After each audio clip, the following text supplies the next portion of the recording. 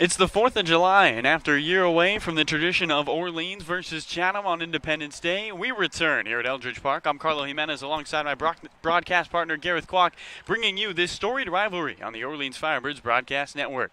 The Chatham Anglers ended a 4-game winless streak in their last outing versus top-ranked Eastern Division opponent YD. Anglers brought 2 new players to Eldridge in Maxwell Romero and Matthew Hogan, both from Vanderbilt, as they look to jumpstart an offense hitting just .210 through the first 11 games. On the other side, the Orleans Firebirds have been an offensive juggernaut in their last 2 games with a combined 31 runs in their last 12 innings of baseball. After losing their middle of the infield in Jordan Sprinkle and Jace Young to Team USA, the offense has surged and is hitting .455 with 10 home runs. Orleans will look to remain scorching hot with a win tonight. It's a 4th of July tradition here at Eldridge Park as the Orleans Firebirds welcome in the Chatham Anglers. Let's go to Noah Searson, our sideline reporter, for the Early Bird pregame show. Noah, take it away. Yeah, appreciate it, Carlo. Another edition of the Early Bird pregame show. 4th of July edition. As always, got Cole Bradley with me, and we got a lot of fun things to get to. It's kind of been a weird stretch, Cole, because we had the off day, played a game, and then got rained out yesterday. So in a schedule like this where you're jam-packed, it seems like we've been off for quite a while. But if we go back to the previous couple games, 31 runs in just 2 games. And those weren't even full games, Cole. Those were shortened games. Needless to say, the Firebirds offense has been clicking on all cylinders. Every year, sometimes takes hitters a while to adjust to the wood bats, the very competitive pitching. But, Cole, Firebirds hitters, especially their power, it's finally coming to full swing. Yeah, and I think if you talk to really any of these guys over the past week or so or since the start of the year, they'd tell you that they're upset about it. These guys are competitors, but these past 2 games have been a whale of an offensive performance. I mean, like you said, 31 runs, and they haven't even completed, 2 whole games. It's crazy the amount of power that they've showcased. 10 home runs in that stretch as well, so it's been insane. And it's been really fun to watch from our standpoint. It's been fun to watch, and it's not even necessarily the guys that we were kind of expecting. 5-for-5 night for Chase DeLauder the other night. Tyler Locklear hit one of the longest home runs I've ever seen in person, but it's top to bottom. We're seeing contributions out of guys like Garrett Guillemette was struggling a bit, but the other night has a 2-home-run game. Ben Blackwell had a couple good ABs. So I think that's the one big thing, Cole, is the fact that we've been able to see not only production from the guys that we thought we were supposed to see production from, but top to bottom, it really seems like the hitting has been contagious. Don't think that they're going to score 15 runs tonight. But, offense, it's a scary one if you're a Chatham pitcher. We'll go to that matchup right now, though. It seems like it's going to be the story of the game. Of course, Chatham, Orleans, 4th of July. Doesn't get much better than this. Got beautiful weather, thank goodness. It's truly immaculate outside. Sun, not too hot, not too cold. And we got a great pitching matchup, Cole. We got Austin Vernon. He started on the bump when the Firebirds first played Chatham. And in his time when he's in the game, he was, straight up shoving, as you would say, Cole.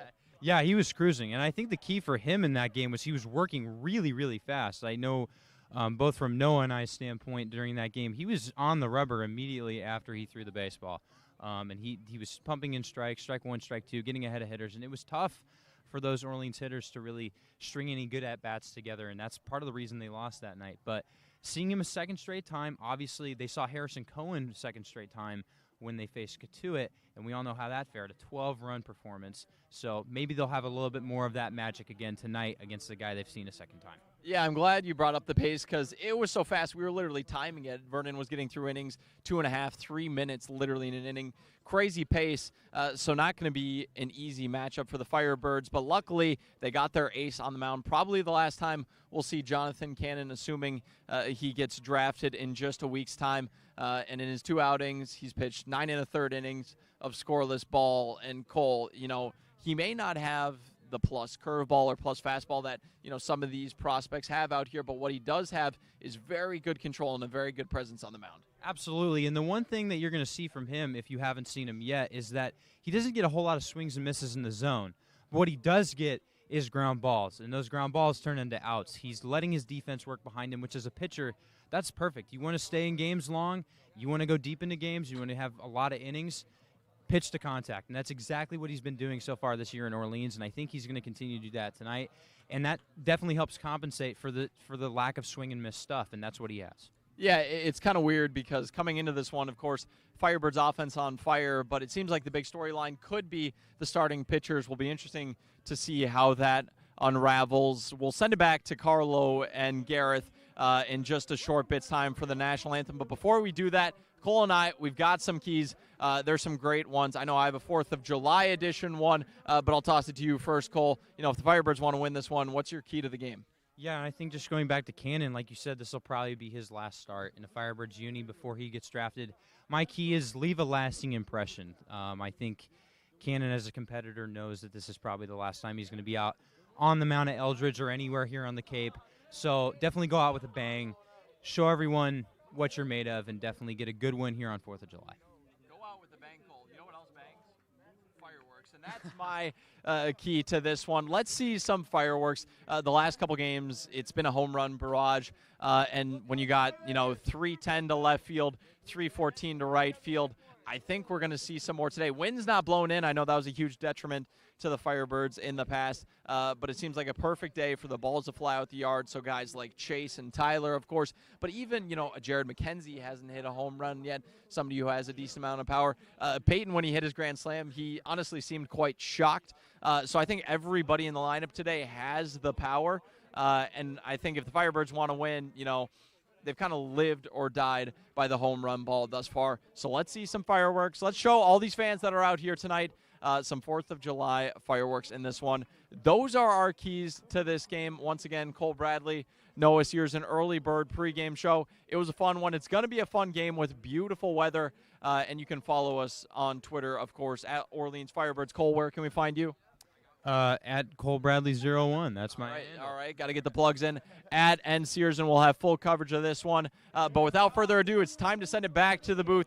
So take it away, Carlo. Thanks so much, Noah. Really appreciate the insight from you and Cole. Always great information. Getting set for this one, and Gareth, it is a beautiful day to be at the ballpark. Oh, it sure is, and we haven't had the sun come out in quite some time, Carlo, and so for once the sun is sort of peeking through the clouds, and we're about to play 4th of July baseball. Nothing better. It's been a long time coming, and happy to be alongside you for the ride tonight. This morning we had the parade where we got to sit on the parade bus with the players, go through Orleans. It was absolutely amazing. There was fans everywhere. Couldn't ask for a better parade as Kelly Nicholson and Tom Holliday talking things over right around home plate. We get set for Orleans versus Chatham, 4th of July. Should have had this matchup yesterday, but there was some rain. Both teams wanted to play. In fact, Chatham at one point had one of their players trying to run the bases just to test the infield after that heavy rain. It was decided, though, right as the Orleans Firebirds pulled up to the ballpark, that no, in fact, we would not be playing, and the bus had to turn around and go back to Eldridge. As we await the national anthem, the lineups for both these teams getting called out. We'll bring them to you right after the national anthem. Chatham Anglers currently sitting at 4-5-2, and Orleans at 5-4-1 in a congested East Division. Orleans with the lead, but it's only by a game. YD, Brewster, Chatham, and Harwich all with 4 wins. Stark contrast from that West Division, in which has Bourne absolutely dominating and Hyannis really struggling to open up this season. Gareth, we've played 10 games of baseball, 11 for Chatham. They got 1 game in against YD while everybody else was rained out.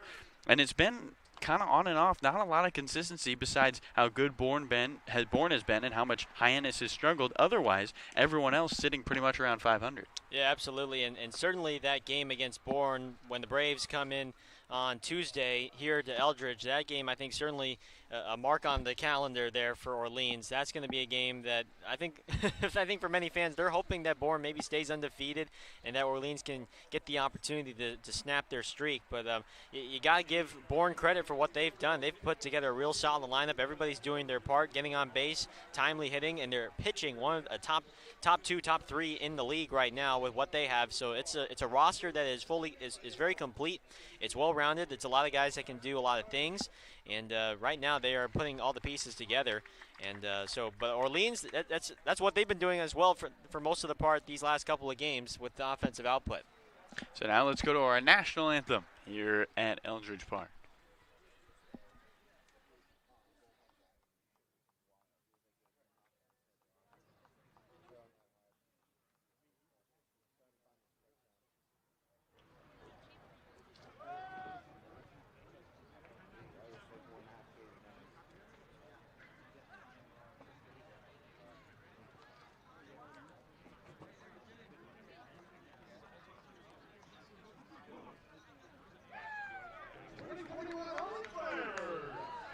The Firebirds taking the field, and now our national anthem.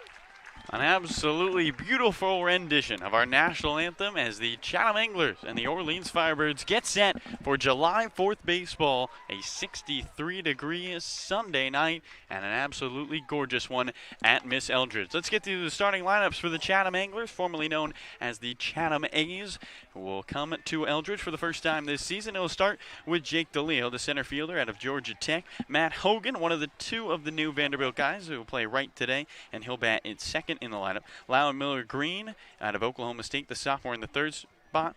Cleaning up, Maxwell Romero Jr., the sophomore out of Vanderbilt. And behind him, Andrew Benfield, the junior out of Dallas Baptist University. Pac-12, Michael Brown out of UW, representing for the West Coast in this mostly East Coast Chatham lineup. Logan Britt out of Texas A&M, he's a junior. Josh Rivera in the 7th spot, the sophomore out of Florida. And rounding things out, Matt Garcia, the sophomore out of Chippewa. On the mound for Orleans, it was supposed to be Donovan Benoit. He'll have to wait his turn for Jonathan Cannon, the big right-hander out of Georgia, ranked as the 42nd prospect, according to MLB.com, in his next year's draft. Cannon, this will be his final start with Orleans. Gareth, what do we know about Jonathan? Yeah, Jonathan Cannon has done a terrific job so far in 2 starts for the Firebirds. He's pitched 9 scoreless innings with 5 strikeouts, just 2 walks, and he's a guy that's not really going to strike out a ton of guys, but he is going to pitch to contact. He's able to get the ground ball. He's able to get the fly out. He's pitching in a pitcher's park, and what you're going to see from him as far as what he's going to throw tonight, low 3/4 release with a fastball. That'll touch around low 90s. He'll probably top it around 93, 94 at the very most. Does have a good changeup in the mid-80s as well as a hard slider, and luckily for the Firebirds, Cannon has a strong defense behind him that should play out to his favor. Yeah, the Firebirds as a team last in the Cape Cod Baseball League in strikeouts as a pitching staff. So this is a team that relies heavily on that defense, which has been pretty stout. Top 2 in the Cape Cod this year. Let's bring you the defense of the Firebirds. Mickness will be behind the mound, putting down the sides. Locklear at third, Blackwell at short, Chatinier at second, Goodhart at first, and in the outfield from right to left, DeLauder, McKenzie, and Julio Marcano. So in stands the right-handed batter, Jake DeLeo, to open up this one. Chatham in the pinstripes with the Chatham in script across the uniform, the A in red on the right shoulder, and on the uniform, those blue numbers not outlined. Here's the first pitch from Cannon. Ball away. Count 1 ball and no strikes. Jake DeLeo hitting .289 this year. 5 RBIs for him, 1-0. Strike on the outside. 2 balls, no strike. 1 ball, 1 strike.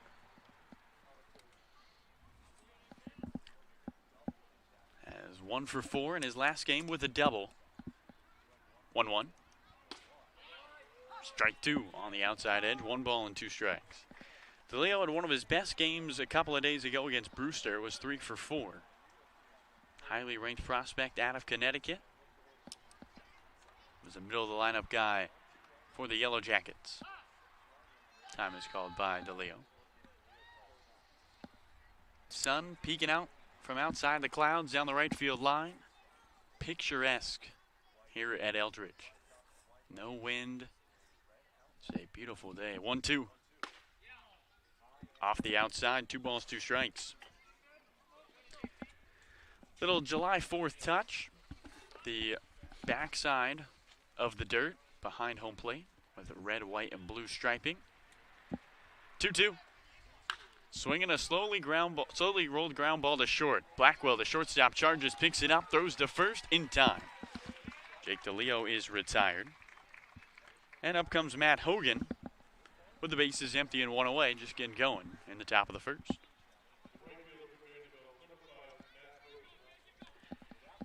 First at-bat as an angler for Matthew Hogan, left-handed batter out of Vanderbilt. Didn't play much, though, for the Commodores. Only had 19 ABs. Opening offering from Cannon. Swing and a miss. Breaking ball has him fooled in the count. No balls, 1 strike. In fact, only had 2 at-bats in the game twice, did Matt Hogan. Cannons, 0-1. Outside, 1 ball, 1 strike. Has a 105 average in his 3 years at Vanderbilt. Rest the bat on the left shoulder. Here comes a 1-1. Misses away. 2 balls and a strike. And while he hasn't done a lot at Vanderbilt, he has done a lot online, Gareth. He's got 11,000 TikTok followers. 2-1. Checks his swing, goes around. That's 2 balls, 2 strikes.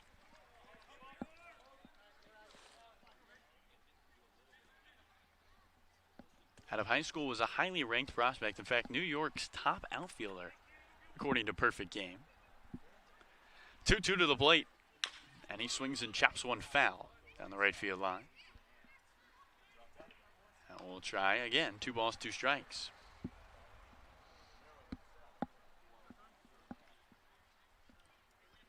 Top 1, 1 out, bases empty. The Anglers and the Firebirds here on July 4th. Happy Independence Day, everyone. Cannon kicks high, is 2-2 to the plate. And here's a swing and a drive into right field. Over goes the right fielder, DeLauder, onto the warning track at the wall. He leaps and makes the catch. Chase DeLauder with a nice play in right. Jake DeLeo Matt Hogan just misses out on a home run in his first at-bat as an angler. And there's 2 away here in the first. Funny enough, that ball was struck really well off the bat of Hogan, but it sounded like a broken bat. I mean, it sounded like it hit off the end of the bat and looked like it just had a real funny sound off of it, and he still was able to carry that out to the warning track and nearly a home run. Luckily, though, for DeLauder, he's such a big guy out there in right, he's able to make a fine catch for out number 2. And stands the right-hander, Lyle Miller-Green, opening offering.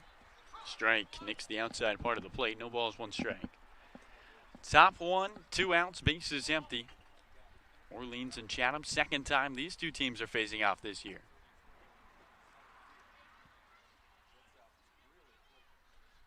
Cannon's 0-1. Swinging a ground ball up the middle. Blackwell, the shortstop, to his left. Gloves it belt high across his body to first in time. Couple of nice plays by Benjamin Blackwell, and that will do it for the first inning. 1-2-3 goes Chatham. We head to the bottom of the first. No score here at Eldridge Park on your Orleans Firebirds broadcast network. All right, fans, tonight's broadcast is sponsored by Mosquito Mary's. The Cape Cod Baseball League would like to welcome our new sponsor, Mosquito Mary's, a locally owned, family-operated business that provides all-natural mosquito and tick control services. Call 866-ASK-MARY or go to MosquitoMarys.com. Mention the Cape Cod Baseball League and get your first treatment for only $29 at Mosquito Mary's. Tonight's broadcast is sponsored by Coca-Cola. Cape Cod Coca-Cola thanks you for supporting the Cape Cod Baseball League and for refreshing yourself with ice-cold Coca-Cola products. Please remember to recycle your empty bottles, cans, and all other recyclable materials. It takes only 6 recycled plastic bottles to make a new baseball cap. Thank you so much, Garrett. Terrific reads. Not as good, though, as Austin Vernon's hair, the right-handed pitcher on the mound for the Chatham Anglers and appearing in his 3rd game this season. Vernon's got a 6 ERA in 6 innings pitched, 10 strikeouts at a North Carolina Central, looking to get drafted in about a week or so. He's got a fastball that's going to top her out at around 95, does use the curveball and the changeup, but his main pitch to get guys to strike out is that slider. He got 6 Firebirds to strike out in his 3 short innings last time out against Eldridge. Let's bring you the starting lineups for Orleans. It will be Peyton Chatinier to lead things off, then Ryland Thomas. Julio Marcano all the way up in the 3rd spot, highest he's hit this year, the senior out of NJIT. Chase DeLauder cleaning things up, and then Tyler Locklear behind him, the big home run hitters. Jared McKenzie in the 6-hole, 7-8-9, give it to Matt Goodhart, Benjamin Blackwell, and Justin McNiss. And in the field for the Chatham Anglers, it will be Brown at first, Garcia at 2nd, Rivera at 3rd, Benefield at 3rd base. Britt will be in left, DeLeo in center, and Hogan in right. Austin Vernon with the long hair looked terrific last time out against Orleans, but struggled in his last outing against Harwich. We thought, we might not see this guy after 2 outings just because of how well he pitched, Gareth, against that Orleans squad, but he is back after giving up 4 runs in 3 innings. And he wants to show scouts one more time what he can do just before the MLB draft that starts on July 11th, which is a week from today. Yeah, hard to believe that the draft is already coming up so soon. And for a lot of these Cape League rosters, there's going to be a lot of change and a lot of fluidity. So we'll be making sure to stay posted on the transactions and see who comes in, who comes out as the week unfolds here. The right-handed batter, Peyton Chatinier, digs in to open up the bottom of the first. No score, Orleans and Chatham. First pitch to the right-hander. He takes a strike on the outside edge. Vernon, his 2nd stint with the Chatham Anglers. Pitched for them back in 2019. 0-1. Fastball on the outside. No balls, 2 strikes to Peyton Chatinier. Although last time he was with Chatham, he was 60 pounds heavier. Now listed at 265, he was up to 300 plus, 0-2. Misses away, 1 ball, 2 strikes. Said he really worked on portion control and just not eating as much. That he used to just pound large pizzas like it was nothing. 1-2. Chatinier swings and pops one up straight back towards us onto Route 28. And a car evades the baseball. And we'll try it again, a ball and 2 strikes. Gareth, you didn't bring your glove. That one was coming right for us. I did not bring my glove. I brought it to Brewster when we played Brewster yesterday, or on Friday, but not today. 1-2. Swing and a miss. Chatinier goes down to open up the ball game for Orleans. First strikeout, first out for Austin Vernon. And up comes Ryland Thomas. Yeah, it's going to be a healthy dose of fastballs from Vernon. When you have a fastball that can run up the high 90s, it can be tough for these college hitters to pick up, and he's got good secondary stuff too. Let's see if Orleans can respond. First pitch to lefty Ryland Thomas, and he takes the ball upstairs. Thomas still leading the Cape Cod Baseball League in average. The 0-1. And he swings and skies one straight back over towards the Chatham broadcast booth, just behind the Chatham dugout. Quickly, no balls, 2 strikes to Thomas. Ryland 12 for 30 on the year, good for 400, but only 1 extra base hit of those 12 knocks. It has been a lot of bloop singles, some infield singles, some bunt singles. He gets on. 0-2. Low.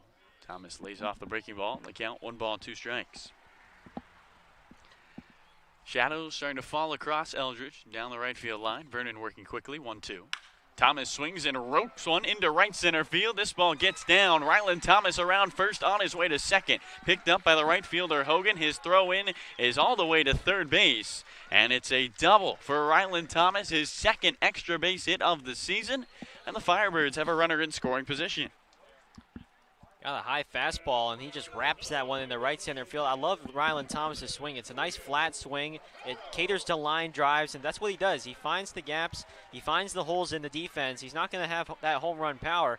But when you can find the gaps and have that type of speed and get on base, any manager will take that. So in stands Julio Marcano, the right-handed batter, with Thomas at second. No score, bottom of the first, 1 out. Orleans and Chatham, first pitch. Strike at the knees. No balls and 1 strike to Marcano. Ryland Thomas doing something that no Firebird was able to do last time against Austin Vernon, and that's get a hit. Vernon's 0-1. Misses off the outside. 1 ball, 1 strike.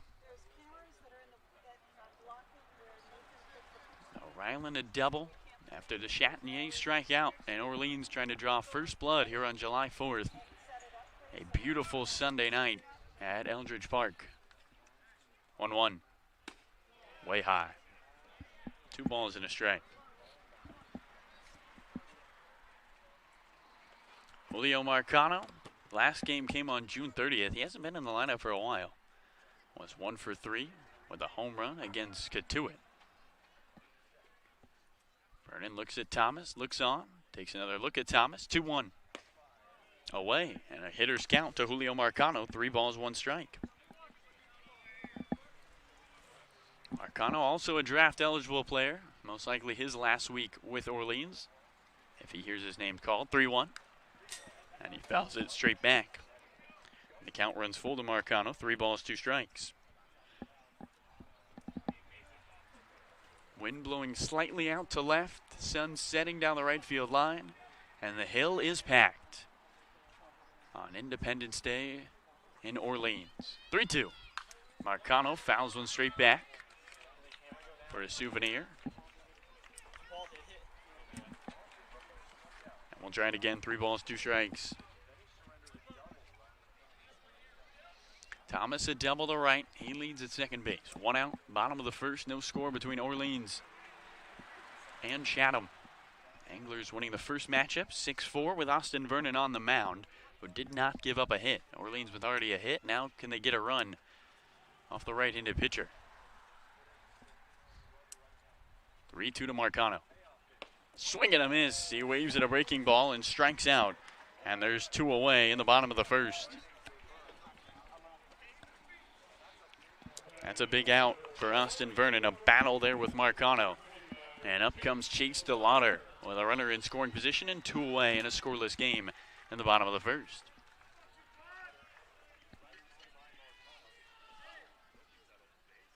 Shadows now falling over Austin Vernon on the mound. First pitch to the lefty. Fastball in there for a strike. No balls, 1 strike to DeLauder. Chase DeLauder had himself quite the game. Last time we were at home, went 5 for 5. Raised his batting average 131 points. 0-1. Misses away. 1 ball, 1 strike. In fact, before this run he's gone on, where he has got 3 home runs and 5 RBIs in his last 3 games, he was 0 for 11. Thomas leads at second. 1-1. And DeLauder swings and taps one foul down the left field line, and the count of ball 2 strikes. Vernon struck out Chatinier. Thomas doubled. Marcano struck out. Bottom of the first, Orleans looking for a run in front of their home crowd on July 4th. 1-2. Way upstairs. Count 2 balls, 2 strikes. Boy, Ryland Thomas, Gareth, is getting quite the lead over there at second base. Yeah, he's a base stealing threat, although I wouldn't see him stealing at all with 2 down and him in scoring position. 2-2. Swinging a ground ball towards second. Garcia, the second baseman, charges, takes it on the third hop, gloves, belt high, fires to first. And that will do it. A double by Thomas, but he's left stranded. Orleans does get a hit off Austin Vernon, something they were unable to do last time against the Chatham starter. But it's a scoreless ball game through 1. We'll head to the bottom of the second here on our Orleans Firebirds broadcast network.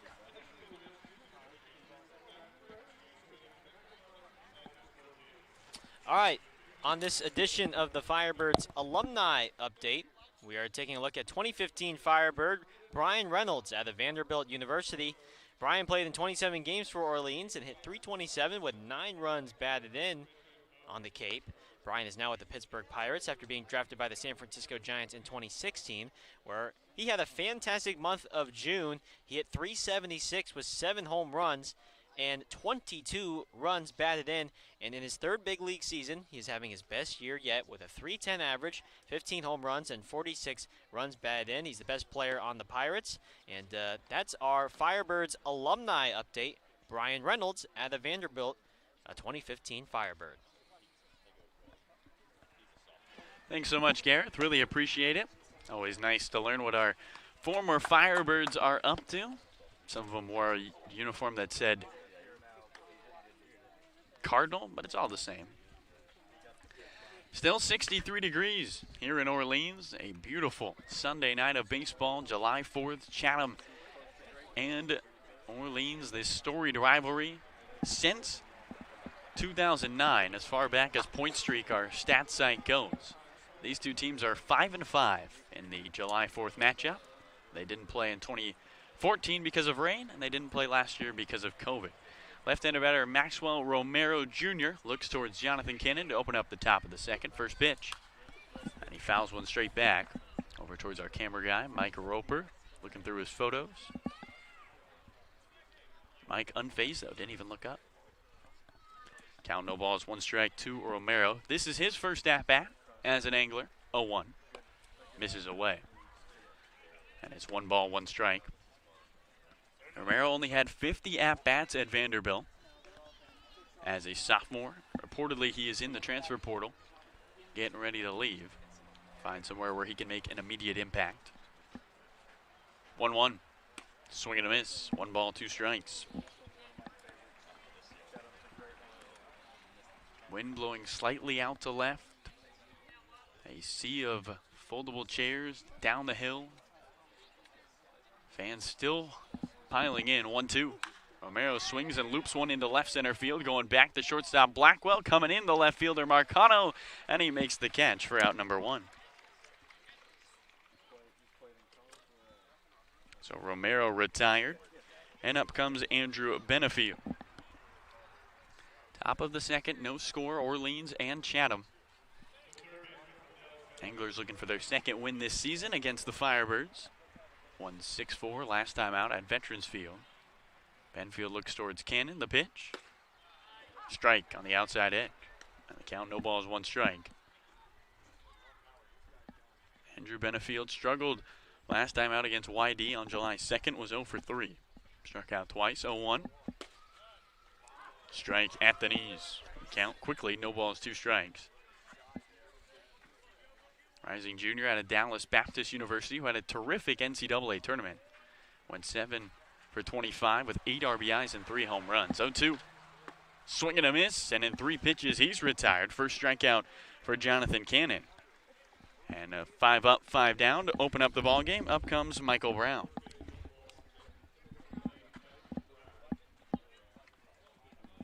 Michael Brown, the left-handed batter, sophomore out of the University of Washington. Just 4 for 9 on the young season. Base is empty. Top of the second. No score, Orleans and Chatham. First pitch. Swinging a ground ball foul down the third base line over towards the Chatham dugout. Count no balls, 1 strike. A Chatham team that has struggled to hit the baseball so far this year, hitting .210 as a ball club. Third worst in the Cape Cod Baseball League.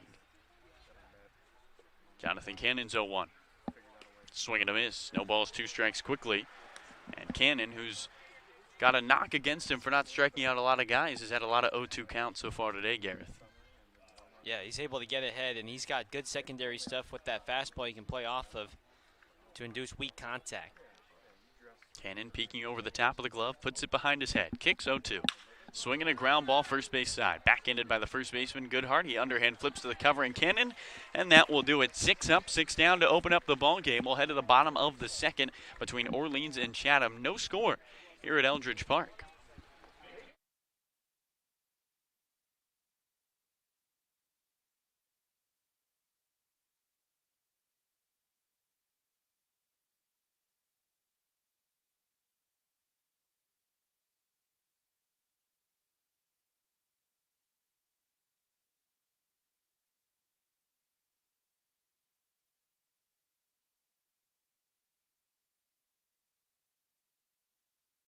Hi, I'm Steve Anzoni, owner of Fairway Financial and Cape Cod's Retirement Income Specialist. If you want to hit a home run with your retirement income plan, schedule a time to meet with me today. Get more details at fairwayfinancial.net.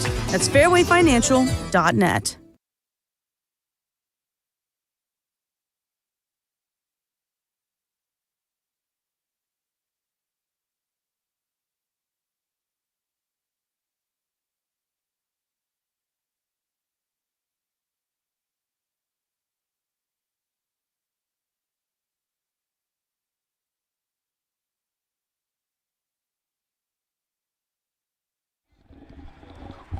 Welcome back to Eldridge Park. Carlo Jimenez alongside my good friend, Gareth Kwok. How we doing today, Gareth?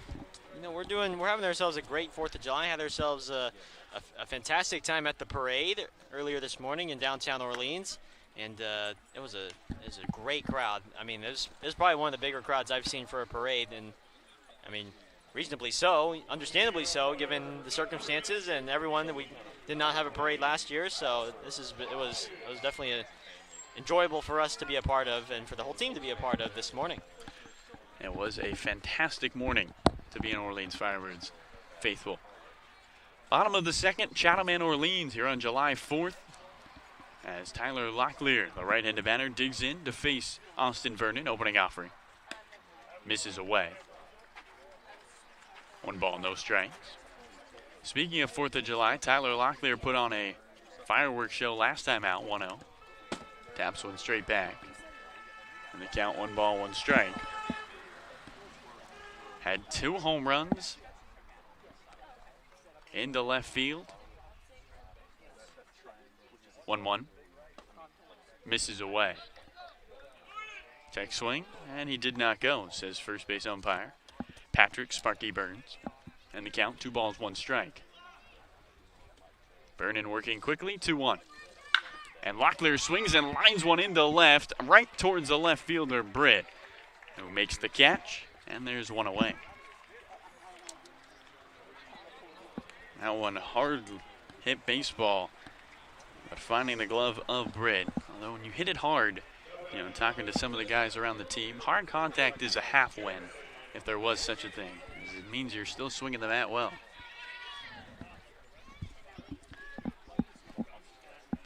So in comes Jared McKenzie, left-handed batter, opening offering. He swings and fouls one straight back. Gareth Kwok dives out of the way. That one was coming for you. You had to move because it hit the wood paneling here. It's one of those where it was coming straight back. It's hard to resist, Carlo. 0-1, misses high. 1 ball, 1 strike. No score, Orleans and Chatham. July 4th, a great tradition. These two teams going at it. Firebirds currently sit atop the Eastern Division, 1-1. Misses inside. 2 balls into strike. Sun almost falling behind that tree down the right field line. To put a lot of shade on the field, 2-1. McKenzie swings and pops one up down the left field line over towards the Chatham dugout. Third baseman Benefield moving over and makes the catch for out number 2. So 2 up, 2 down to open up the bottom of the second inning. And up comes Matt Goodhart, the lefty out of Arkansas. Goodhart, just his 3rd game. First pitch, strike on the outside. No balls, 1 strike. Picked up his first 2 hits as a Firebird in their last game. Vernon's 0-1. Breaking ball in there for Mrs. High. Excuse me. Count 1 ball, 1 strike. Vernon kicks high. 1-1. Swing and a miss. Goodhart chases a high fastball. Ends up with air in the count. 1 ball, 2 strikes. No score, Orleans and Chatham. 2 outs. Bottom of the second. 1-2. And Goodhart swings and fouls one straight back over the top of Route 28 and into the homes down the left field line. We'll try it again. A ball and 2 strikes. 1-2. Swing and a miss. Down goes Matt Goodhart. 3rd strikeout of the ball game for Austin Vernon as he goes 1-2-3 in the bottom of the second. Let's go to our sideline reporter, Noah Searson. Noah, take it away. Yeah, appreciate it, Carlos. So, of course, there's not many better traditions here on the Cape than 4th of July baseball between Orleans and Chatham. So I asked a couple of the guys before the game, like, hey, do you have any good baseball memories on the 4th of July? And some of them had pretty good ones, including Tyler Locklear. He boasted a home run he had hit a couple of years back and almost had one in that half inning. He's also sporting some new cleats, so check those out, some very patriotic cleats. Jared McKenzie kind of recounted a story where in a baseball tournament they let off some pretty crazy fireworks, maybe got in a little bit of trouble for that one. But most of the guys on the team hadn't played much baseball on the 4th of July. They talked about the fact that they spent it with family and kind of just went away, and baseball wasn't normally a thing. So, you know, for guys I talked to like Rylan Thomas or Ben Blackwell, this experience is kind of new and completely unique. So while some guys on the team, i.e. Jared and Tyler, have experiences on the 4th of July, have great memories, some like Rylan and Ben don't, and are looking to make some great memories tonight. Hopefully a Firebirds win. Carlo, back to you. Thanks so much, Noah. Really appreciate it. Some guys getting their first time playing baseball here on 4th of July, and what a beautiful day to do it. 63 degrees. We had some rain early this morning, just a light drizzle, and it was pretty cloudy when we pulled up to the ballpark, Gareth, but the sun has come out, and boy, could not ask for a better Sunday night. Top of the 3rd inning between Chatham and Orleans. Scoreless game, and in stands Logan Britt, the junior out of Texas A&M. Bottom of the lineup has struggled so far this season for the Chatham Anglers, and Britt just 2 for 17 on the young year. Right-handed batter digs in, eyes Jonathan Cannon, who opens up his 3rd inning of work. First pitch misses away, and the count 1 ball and no strikes. Britt had a 2-hit night against YD, but before that was 0 for 14 to open up the season. 1-0. Swing and a miss. Count 1 ball, 1 strike. Although after the game, he was talking with the Chatham broadcasters, and they said he was making hard contact. He felt good, even though he was 0 for 14. 1-1. And he waves on the count 1 ball, 2 strikes. One of those 2 hits was a 2-run home run. Picked up his first couple of RBIs for the Anglers. Cannon peeks over the top of the glove. In the shadows, pitching to the sun. 1-2. Swinging a hard hit ball into center field. Going back to the center fielder, McKenzie. He leaps, and it's over his head into the deepest part of the ballpark. Rounding second, on his way to 3rd is Britt. The relay throw in. They got him! McKenzie, Blackwell, and the tag applied by Locklear.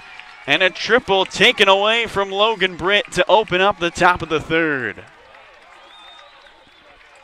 What a terrific relay by the Orleans defense. And I thought off the bat, after that ball went over Jared McKenzie's head, there was going to be no chance that they were going to be able to turn this relay in, given how deep that was, literally to the 434 marker. But a perfect relay and a perfect throw from every one of the infielders and outfielders of that party to make the out. Nice job done. So the right-hander Josh Rivera looks on. First pitch. Strike nicks the outside edge. Count no balls and 1 strike to him. Another hard hit ball by Logan Britt. He'll get credited for a double. Trying to stretch it to 3, and he ends up in the dugout. 0-1. Swinging a foul onto the hill for a souvenir. And quickly the count, no balls, 2 strikes. Told by Kelly Nicholson it will be Jonathan Cannon and then Donovan Benoit in their last game with the Firebirds. 0-2. On the outside, strike 3 call. The 0-2 finds the outside edge of the zone. Second strikeout for Jonathan Cannon. And there's 2 gone in the top of the 3rd. A late call by home plate umpire Jeffrey Kinney. But Jonathan Cannon will take it. So in stands the left-handed batter Matt Garcia with the bases empty and 2 gone. Top of the 3rd, scoreless game. First pitch off the outside. Orleans and Chatham going at it for the 2nd time this year. Cannon exhales his 1-0. Swing and a miss. And the count 1 ball, 1 strike. Garcia and Chipola, the sophomore, hitting just 190 for the Anglers. 1-1 upstairs. And the count 2 balls and a strike. Matt Garcia last time out against Orleans 0 for 3. Did get aboard with a walk. 2-1. Swing and a miss. And the count 2 balls, 2 strikes. Lights starting to turn on here at Eldridge Park with the bases empty in the top of the 3rd. 2 gone, nobody on, no score. Cannon agrees, 2-2. Swinging a line drive into left. Back goes the left fielder Marcano. Looking up, it's 1 hops the wall. Around first, on his way to second is Matt Garcia. He's in there with a double. And Matt Garcia will call time. A 2-out double. The 2nd double of the inning for the Chatham Anglers. And the top of the lineup comes up, and Jake DeLeo with a runner in scoring position for the visitors. Yeah, impressive swing there by Garcia. You go an inside-out swing on the high fastball, and he got the whole barrel on that one and thought for a second, didn't think it was going to get out, but it came awfully close, hitting that wall there on left field on a pitch up high and in, and he took it the opposite way. Chatham with another chance here before the end of the top of the 3rd. Right-handed batter Jake DeLeo trying to bring home Matt Garcia, opening offering. Low for a ball. And the count 1 ball, no strikes. McNiss able to move to his right, pick up that baseball off the dirt. And now he'll go out and talk to Jonathan Cannon. Cannon yet to allow a run in his Orleans career. But the Anglers threatening with 2 outs. And the runner in second base, and Matt Garcia. McNiss and Cannon go over how they want to attack Jake DeLeo. And McNiss goes back behind the plate. A 2-out double by Garcia. Chatham looking for the first run of the ball game in the top of the 3rd in front of a packed house here at Miss Eldridge. 1-0. Strike on the outside. Ball dropped by McNiss, but still finds a zone. The count 1 ball, 1 strike.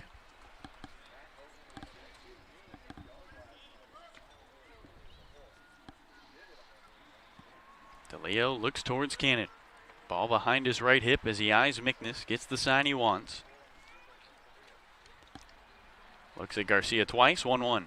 Misses away, gets away from McNiss as it skips back to the backstop. On to second base goes Matt Garcia. Jonathan Cannon looking a little rattled now, a runner 90 feet away with 2 outs.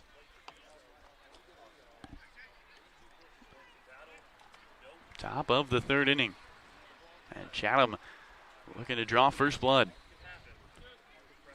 DeLeo looks towards Cannon. Garcia leads at 3rd. 2-1. Misses inside, gets away from McNiss, goes back to the backstop, and coming home to score is Matt Garcia. A double and back-to-back wild pitches, and Chatham leads 1-0 in the top of the 3rd. Well, the previous pitch that allowed Garcia to go to the 2nd and 3rd, not much McNiss could do, but I got to think that's going to be a pass ball for that one inside. That just went off his mitt. 3-1. Swing and a miss. Count runs full. 3 balls, 2 strikes to DeLeo. And Gareth, an Orleans Firebirds team that has been really good behind the plate. Mickness and Gillimet has been some of the strongest defense we've seen. And yet 2 balls get by Mickness, 3-2. Swinging a ball spoiled, straight back to the screen. Tried again, 3 balls, 2 strikes. An Orleans defense that ranks 2nd in the Cape Cod League. And fielding percentage has the 2nd least amount of errors. Here comes a 3-2. Swinging another foul off the end of the bat towards the on-deck circle of Orleans where no one is. And we'll try it again, 3 balls, 2 strikes. Chatham 1, Orleans nothing. The Anglers bringing a run home on some wild pitching from Jonathan Cannon. And the base is empty with 2 outs for the right-handed batter, Jake DeLeo. 3-2. And he swings and taps one over towards second. Second baseman Chatinier charges, scoops it up off the grass from the infield dirt. He'll throw to first in time for the out, and that will do it.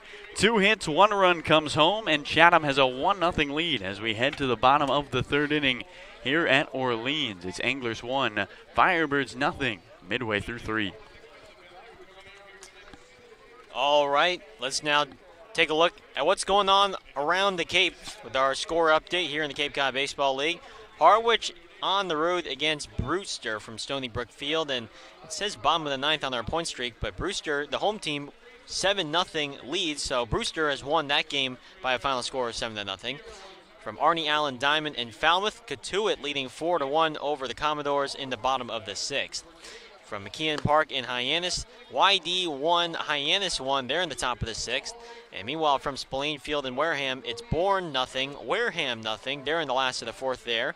So Wareham trying to spoil Bourne's undefeated streak. And right now it's a scoreless tie. And we go now here at the bottom of the 3rd. Chatham with the 1-0 lead over the Firebirds. And the Anglers getting the run after a wild pitch. And now Orleans looking for a response. It will be Benjamin Blackwell, Justin Mickness, and the leadoff man, Peyton Chatinier. In the bottom of the 3rd inning. Chatham 1, Orleans nothing.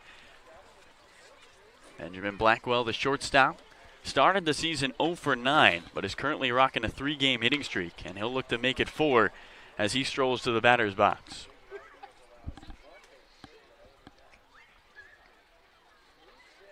Vernon with the long hair out of the back of the cap. Says if he could compare his pitching style to anybody, it would be Tyler Glasnow. I think he's got the look going too, Gareth. Yeah, he had this look last week too. It's the hair. First pitch to the righty. Strike at the top of the zone. Count, no balls and 1 strike. Orleans in those red HDMH jerseys, thanks to Marcus Stroman. 0-1. Misses high. Red piping on the letters, that is, with the black uniforms, the white pants. Blackwell's got the socks pulled up just below the knees. 1 ball, 1 strike to the right-hander, the pitch. And he swings and fouls one straight back over the hill. And that ball hit the light post and pops back onto the field of play. First baseman Matthew Brown scoops it up, tosses it over to Max Rajic, who picks it up with 2 hands nicely. 1-2. Swing and a miss. Blackwell chases a high fastball, strikes out. 4th strikeout of the ball game for Austin Vernon. And up comes Justin Mickness with the bases empty and 1 away.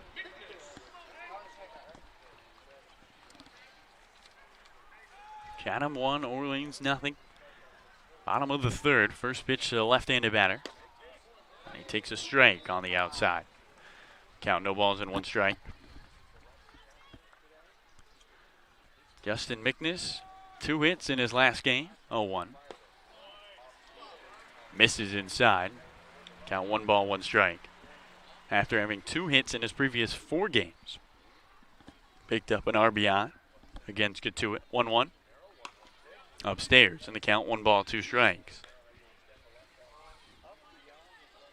Gareth, the flagpole is quiet. Something we have not seen a lot. 2-1. Off the outside again, 3 balls and a strike. Yeah, the last few games, at least last week, it was gusting really hard in, but then against Brewster on Friday, it was blowing out, and it was a home run derby. 3-1 skips in, and on to first goes Justin McNiss. He takes his 5th walk of the season. Justin has had a great eye early this year. And up comes Peyton Chatinier with a runner at first and 1 out in the bottom of the 3rd.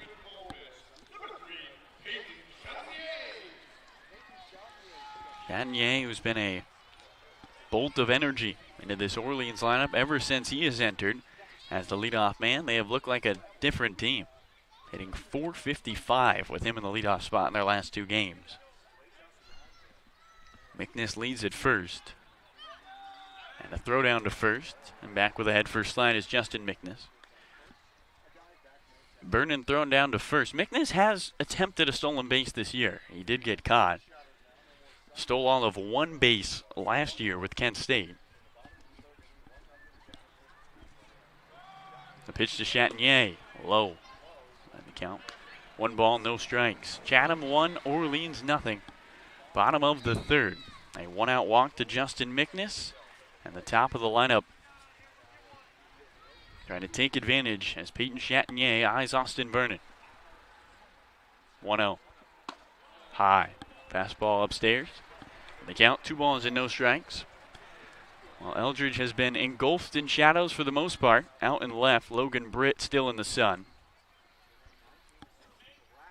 But as the sun falls behind the elementary school behind us, the lights start to turn on a little brighter here on this July 4th matchup. 2-0. Chatinier swings and drives one. High fly ball into left. That ball is gone. Peyton Chatinier with his 2nd home run as an Orleans Firebird. And it's a 2-1 Orleans lead in the bottom of the 3rd.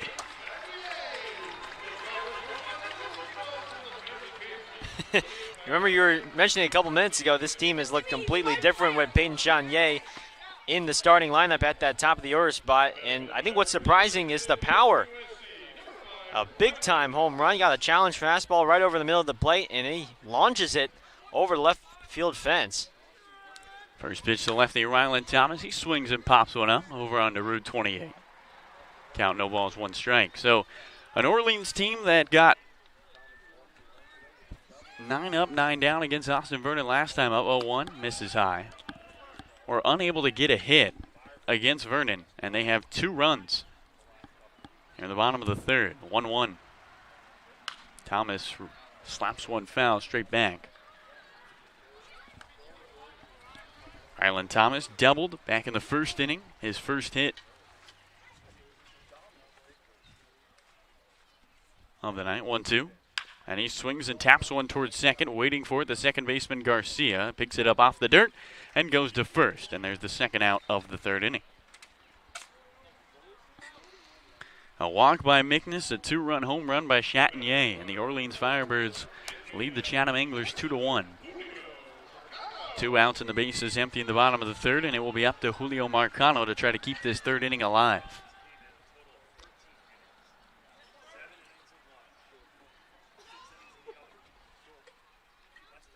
Vernon's pitch home.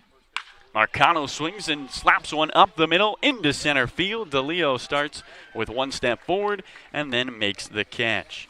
That will do it for the bottom of the 3rd. 1 hit, and it's a 2-run home run by Peyton Chatinier. The Orleans Firebirds take a 2-1 lead over the Chatham Anglers. Let's go to our sideline reporter, Noah Searson. Noah, take it away. Yeah, appreciate it, Carlos. So it's another home game. The Hill is absolutely jam-packed. Beautiful weather, which means we're going to do some more trivia. And today's themed one, of course, 4th of July, Chatham, Orleans. It happens every year. And if we take it back to 2019, it was a tough loss, 8-7. Chatham took that one. But there's actually a player from that game that's playing today. So that leads me to the trivia question today.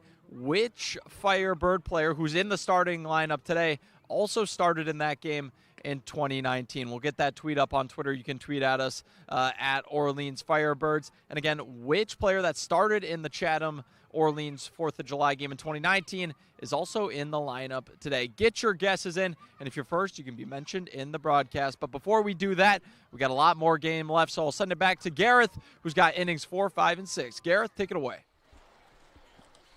All right, thanks so much, Noah Searson. Firebirds 2-1 heading into the top of the 4th on a 2-run home run by Peyton Chatinier. Chatinier's second home run of the summer. And he's already impressed here in Orleans. He hit 6 home runs during the regular season for Ole Miss. He's already got 2 home runs in just 3 games, and it's with a wood bat. So very impressive stuff from the Orleans second baseman, Peyton Chatinier. And we will head now to the top of the 4th. Jonathan Cannon remaining in the game for the Firebirds. Ran into a little bit of trouble in the top of the 3rd, giving up a couple of doubles and then a couple of wild pitches that brought home Matt Garcia from second, giving Chatham's lone run of the game, but Orleans with the response. As the first pitch to Matt Hogan is rolled to first, Goodhart has it. He says, I got it, to Jonathan Cannon, and they'll tap on first for 1 pitch, 1 out to lead off this top of the 4th inning for the Firebirds on defense. Cannon's done a really good job getting ahead of batters today, Gareth, and then also getting quick outs. He has worked with pace, like his counterpart Austin Vernon on the mound for the Anglers. This has been a fast ball game. So here comes Lyle Miller-Green now for Chatham. Miller-Green, the rising sophomore committed to Oklahoma State. Cannon working from the windup. Here's the first pitch, and the fastball on the outside corner, taken for a called strike. 0-1 to Lyle Miller-Green, who bounced out to short back in the first inning.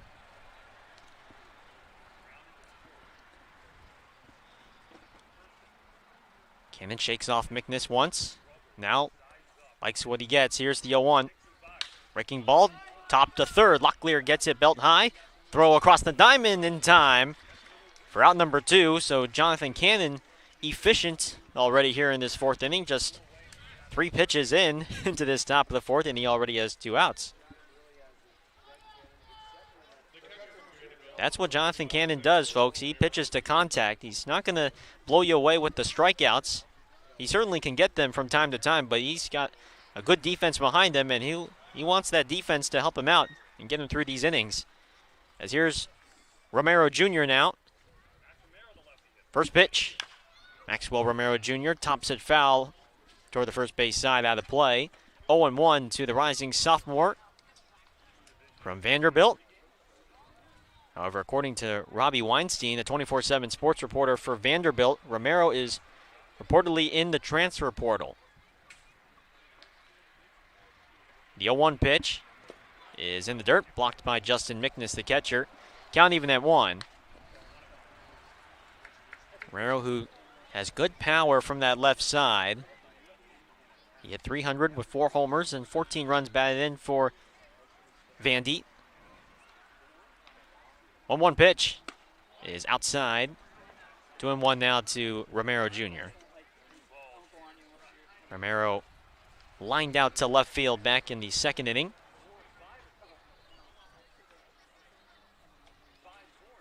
From the windup, the 2-1. Romero, sharp ground ball, first base side, foul. And the count even at 2 now to Maxwell Romero Jr. His father, Maxwell Romero Sr., played collegiate ball at Florida Memorial University. Cannon, the 2-2 pitch on the way. And another line drive to left field. Marcano gives a dive, and it goes past him, and it will roll near the warning track. Romero Jr. will stroll on into second with a 2-out double. So Romero Jr. going the opposite way again. This time he was able to get it past Julio Marcano out there in left field, who tried to dive for it. And instead it's another double for Chatham. All 3 of their hits so far against Jonathan Cannon have been doubles against the Georgia right-hander. And so Romero Jr. on with 2 down. And here's Andrew Benefield. Second straight 2-out double in the ball game for Chatham. Benefield, who struck out swinging back in the 2nd inning. Standing upright in his stance. Cannon with a look over a second. The first pitch, fastball, just a bit outside. Says home plate umpire Jeffrey Kinney. Ball 1 to Benefield from Dallas Baptist. Benefield had wanted to come up to the Cape all along. He didn't have a team yet after concluding the regular season and postseason with Dallas Baptist, but manager Tom Holliday called him and said, "We have a spot. We need an infielder." And Benefield said, "Say less. I'll pack my bags and come up right now to Chatham." 1-0 pitch. Benefield takes away for ball 2. It's 2-0. And Benefield comes in for this Chatham team at a good time after University of North Carolina Chapel Hill infielder Johnny Castagnazzi suffered a hand injury. And so Benefield, Castagnazzi who played third base, Benefield a third baseman, he's going to slide right in and get some playing time. 2-0 pitch, breaking ball in the dirt, blocked by Justin Mickness, and now 3-0 as Cannon will ask for a new baseball from Jeffrey Kinney, the home plate umpire. 3-0 with Michael Brown on deck for Chatham. Firebirds 2, Chatham 1. We're in the top of the 4th from Eldridge Park on this 4th of July. Here's a 3-0 pitch and a fastball right down the middle. It's 3-1. Now to Benefield. Benefield who hit .280 with 9 home runs and 41 runs batted in on the regular season for Dallas Baptist. Part of their super regional run in Columbia. Cannon will throw the second now to check on Romero Jr. Chanier covering, but it's not in time. Romero has taken quite the lead over there at second base. He's a good 4 or 5 steps off the back.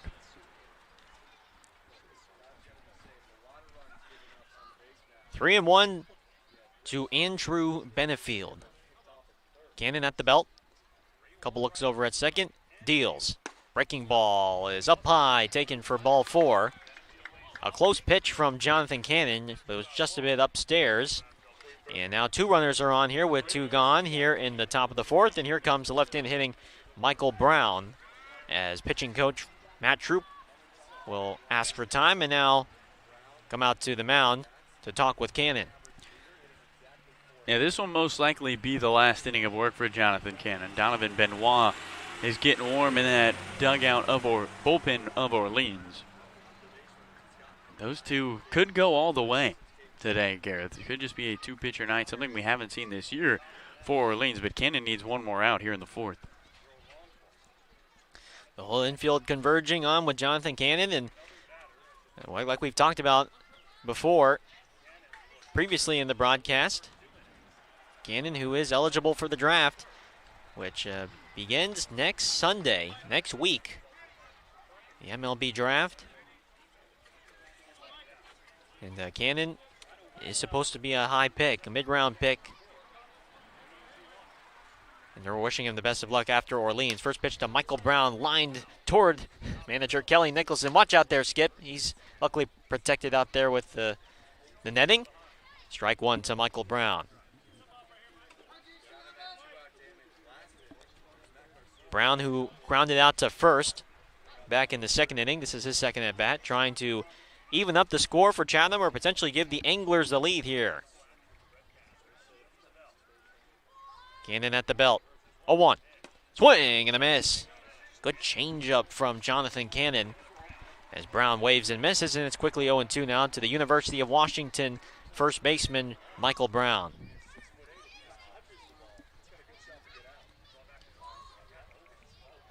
Brown got off to a bit of a slow start in the first week of the summer, but he's now hitting 4 for 9 on the summer so far, and still a limited amount of playing time. The 0-2 pitch is off the outside for ball 1, 1-2. Logan Britt on deck for Chatham. Second straight time the Anglers have threatened here against Jonathan Cannon. Cannon, though, trying to hold this lead to 1 and keep them off the score sheet. 1-2. Swing and a miss. Cannon on the off speed gets Brown to chase. Strikeout number 3 for Jonathan Cannon in what is possibly his final inning in Orleans. We will head now to the last of the fourth. It's Orleans 2, Chatham 1. You're listening to Firebirds Baseball here on the Birds Broadcast Network. Cape Cod Coca-Cola thanks you for supporting the Cape Cod Baseball League and for refreshing yourself with ice-cold Coca-Cola products. We offer over 400 different beverage choices on Cape Cod to quench every thirst, and more than 150 of those are low-calorie options. The Orleans Firebirds would like to thank Franklin Sports for their sponsorship of the Cape Cod Baseball League. Franklin is yet again proud to be the official batting glove of the Cape Cod Baseball League. Throughout the summer, all 10 Cape League teams are wearing their own custom batting gloves courtesy of Franklin Sports. To order your favorite team's designer to create your own, visit franklinsports.com/custom. Enter code CCBL20 for 20% off your purchase. From Cape Cod to the major leagues, only the best hitters in baseball wear Franklin gloves. Catchers aren't the only ones protecting home with Rogers Gray. You have more coastal homeowners insurance options and a true expertise in their people. Protect your home with Rogers Gray. Rogers Gray is a proud sponsor of the Cape Cod Baseball League. Learn more at rogersgray.com. All right, thanks so much, Carlo. As we now head to the bottom of the fourth, Austin Vernon remaining in the game for Chatham.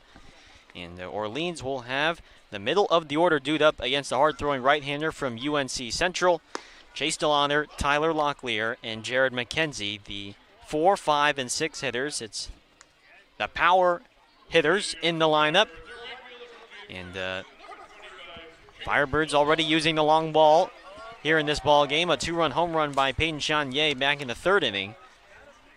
With one swing of the bat, Orleans has 1-run lead. As here's DeLauder, who's been one of the hottest hitters the last couple of days for the Firebirds and on the Cape. Vernon with a fastball a little bit in tight to DeLauder for ball 1-0. DeLauder, who bounced out to second in the first inning. DeLauder swings and lifts one high and deep into left center field. Not deep enough, though, as DeLeo, the center fielder, will range to his right and make the catch for out number 1 here in the fourth.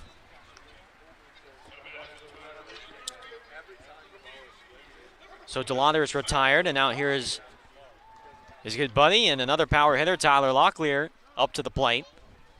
A third baseman from Virginia Commonwealth University. He lined out to left in his first at-bat. First pitch is a fastball up high and outside for ball 1. Locklear, who leads the team in league in runs batted in with 14, takes a breaking ball low and outside, 2-0. Tied for first on the team and in the Cape Cod Baseball League in home runs as well. He has already 4. Takes a breaking ball down low, and it's now 3-0. Vernon has to come in here. So Locklear, whenever he makes contact, it goes a long way. 3-0 pitch, fastball right down the middle. 3-1 now to Tyler Locklear with Jared McKenzie on deck for the Firebirds.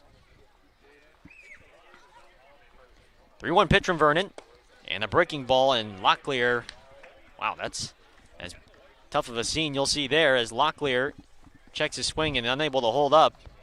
He was totally fooled. 3-2 pitch. Vernon working quickly, and a fastball swing and a miss. Locklear goes down swinging, and for Austin Vernon, that's strikeout number 5 on the night for the right-hander, and there's 2 gone now here in the fourth.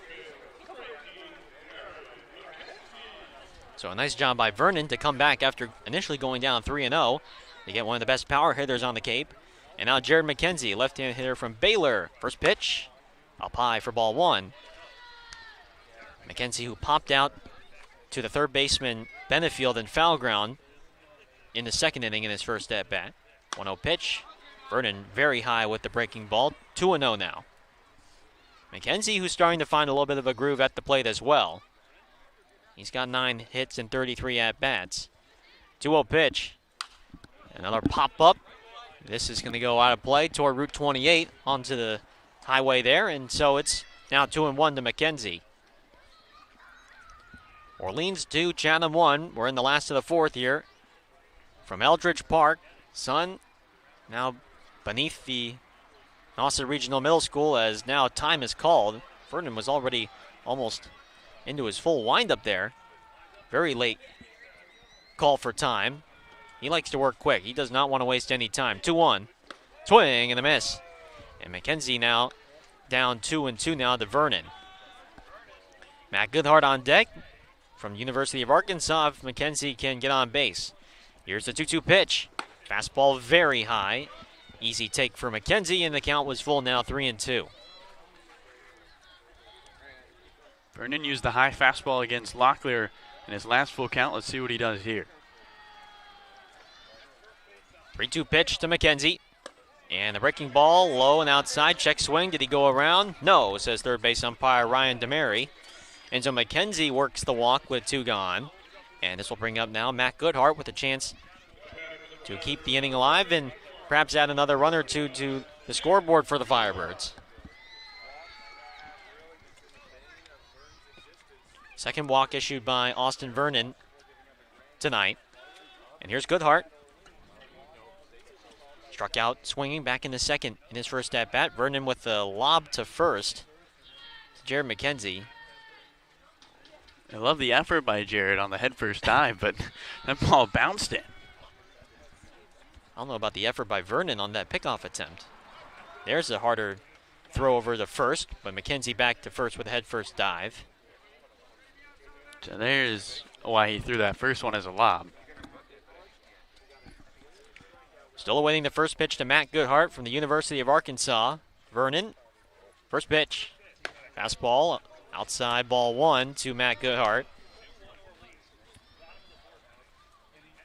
Goodhart, who was activated to the roster last Monday, one of 6 Razorbacks to hit double-digit home runs this season, and he mainly served as the Razorbacks' leadoff hitter for the #1 team in the country.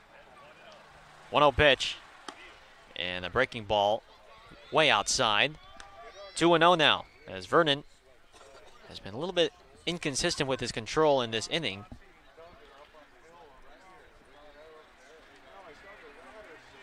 Having trouble locating his off speed. 2-0 to Goodhart.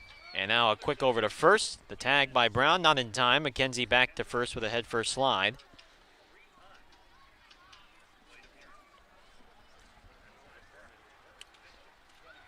Two 2-0 to Matt Goodhart. McKenzie runs. Pitch is low in the dirt. McKenzie will swipe second as there's no throw from the catcher, Romero Jr.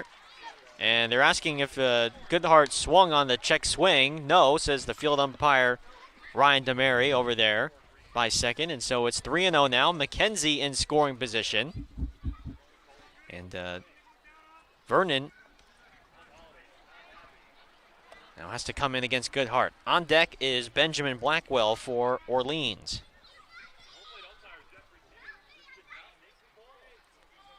.30 pitch. Fastball up high. Ball 4. Second straight walk issued by Vernon. And another good opportunity for Orleans here to strike. And now here comes pitching coach Dennis Cook for Chatham, and he'll make the slow walk out there. And he'll go talk to Austin Vernon. So for Jared McKenzie, the steal for him, that's his second of the summer for the Firebirds center fielder. And for Chatham, does not appear to be anyone getting loose. Nope. Pardon me, there is a left-hander getting loose out there in the bullpen, Cy Nielsen. And he will likely come on in after Vernon, depending on when Vernon can get the final out. So here's Blackwell now as Dennis Cook will go back to the dugout. Blackwell from the University of Dayton. Struck out swinging back in the third inning in his first at-bat against Austin Vernon. Blackwell still a temporary player on the roster. As Carlo mentioned earlier, he's on a 3-game hitting streak. Here's the first pitch. Nope. There will be a check over to second. McKenzie back to second. Nobody covering second anyway. Blackwell in the regular season for the Flyers, he hit .349 with 6 homers and 31 runs batted in. Had a nice offensive season. First pitch here. Breaking ball up high and outside. And right now Vernon is just having trouble locating his off-speed pitch. The slider just does not seem to get a great feel for it right now, and he's getting behind in the count. 1-0 to Blackwell. McKenzie at second, Goodhart at first. Long pause, 1-0. Fastball up high, and there will be no throw from the catcher Romero after initially wanting to see if he can backpick a runner. It's 2-0 now. So 6 straight balls from Austin Vernon, going back to that 4-pitch walk to Matt Goodhart. He has lost all control here, Gareth. 2 balls, no strikes. Blackwell, swing and a miss. That time a fastball, and Blackwell could not catch up. It's 2-1 now. On deck for Orleans is Justin Mickness. If Blackwell can extend this bottom of the 4th. 2-1 Firebirds. 2-1 pitch. Breaking ball just a bit up high. Looked like a slider from Austin Vernon, and it's just a bit up. So Jeffrey Kinney not giving Vernon the high strike. It's 3-1 now to Benjamin Blackwell, the Orleans shortstop, and now Vernon will fake a move over to second.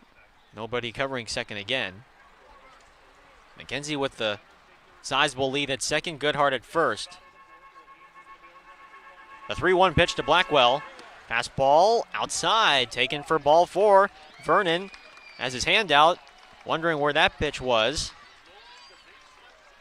And Jeffrey McKinney explaining that it was outside, and so will Dennis Cook go to the bullpen. He's going to come out. He's going to ask for time from home plate umpire Jeffrey Kinney, and he has pointed to the bullpen.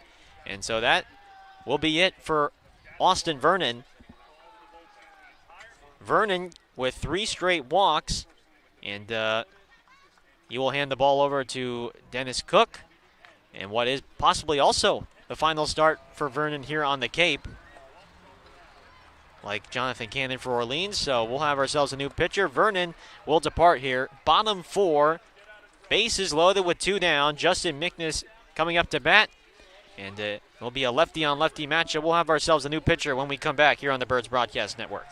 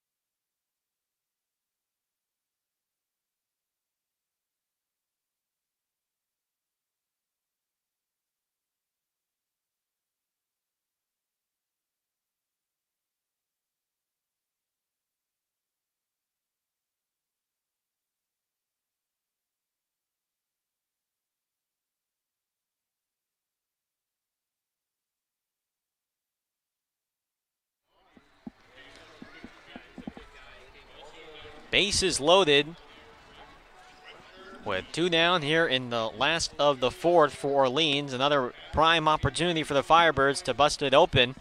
And Austin Vernon has departed.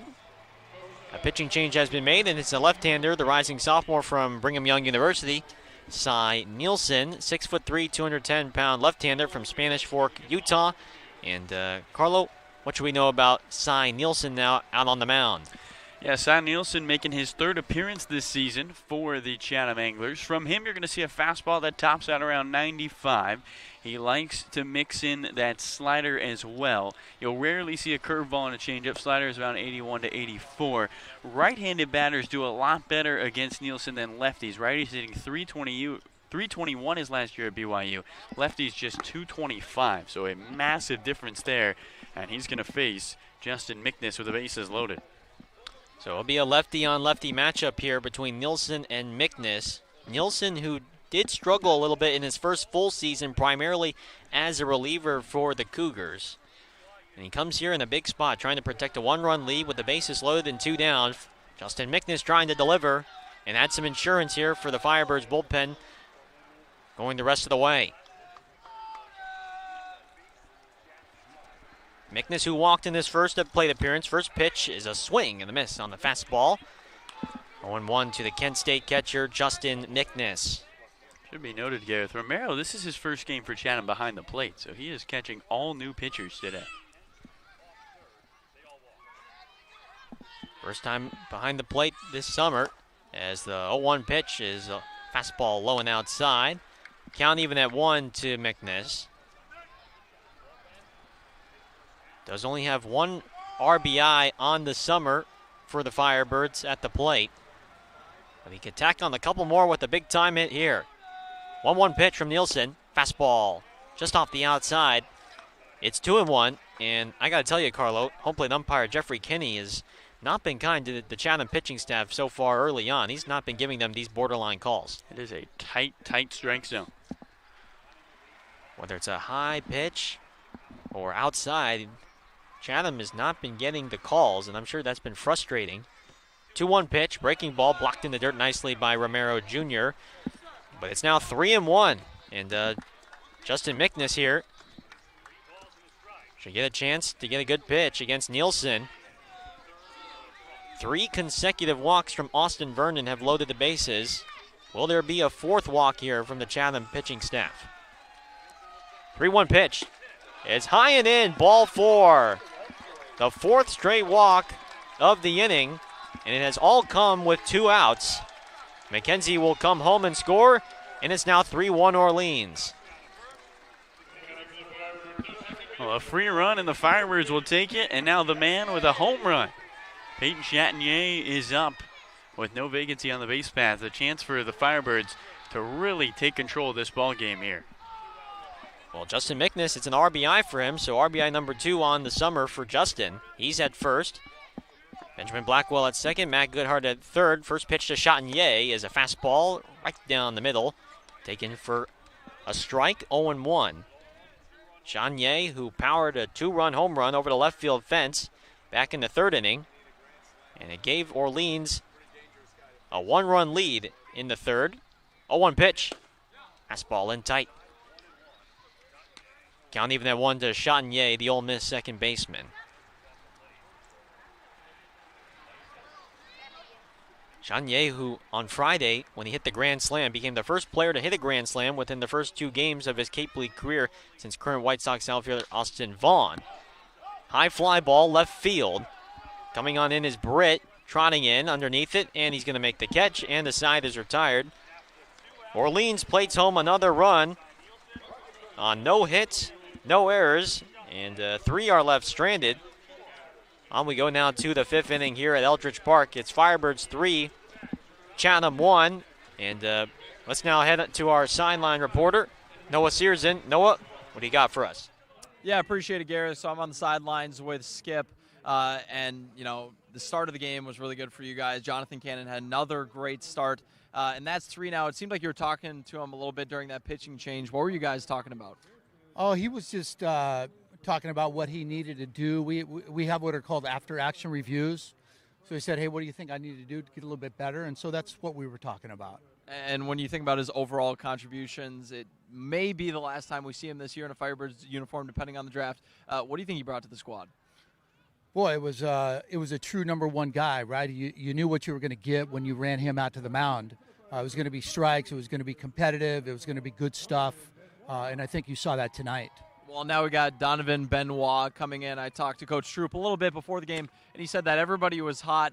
But if Benoit is really rolling, are you going to let him go the full distance? No, we'll probably get to the back end of the bullpen. We have Hull and Kirkring for the back end, so we'll see how it goes. All right, appreciate it, Skip. All right, Noah. Back to you guys. All right, thanks so much, Noah. As always, catching up with our manager, Kelly Nicholson, after 4 innings, and now Jonathan Cannon's night is done, as Kelly talked about, and here is Donovan Benoit. Cannon will finish the night with 4 innings, gives up 3 hits, 1 earned run, 1 walk, and 3 strikeouts. And he will now give way to the right-hander from Tulane University, the rising senior, Donovan Benoit, 6'4", 200-pound right-hander from Pensacola, Florida. Benoit, a temporary player on this roster. He's familiar with the Firebirds organization. He pitched for Orleans back in 2019. But in his junior year for Tulane this season, he made 15 appearances, 9 starts, had a 4-4 record with a 5.64 ERA, and in 59 innings pitched, he had 67 strikeouts for Tulane. But he has done a nice job so far for Orleans coming in this season and this summer.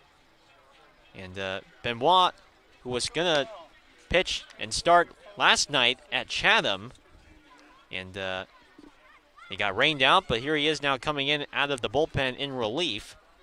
He's thrown 5 1/3 innings with 8 strikeouts, just 1 walk, with an 8.43 ERA, although that number a bit misleading given that it was at YD and the short park at Red Wilson Field hurt him, giving up a couple of home runs at the short porch of YD. So Benoit comes in now, and he'll face off against Logan Britt from Texas A&M. First pitch from the right-hander is tapped foul off the ankle of Britt. Strike 1 to Logan Britt. Logan Britt, the rising sophomore from Texas A&M University. He doubled back in the third inning to straightaway center field, but was thrown out trying to stretch it to third. 0-1. Swing and a miss. Good hard slider from Benoit. It's 0-2 now. Took a terrific relay from Jared McKenzie, Benjamin Blackwell to Tyler Locklear to nab Britt, trying to stretch a double into a triple back in the third inning. 0-2 pitch from Benoit. Swing and a miss. Got him on the breaking ball low and outside. As Britt waves and misses, unable to make contact, and there's one away here in the fifth. A good start so far for Donovan Benoit.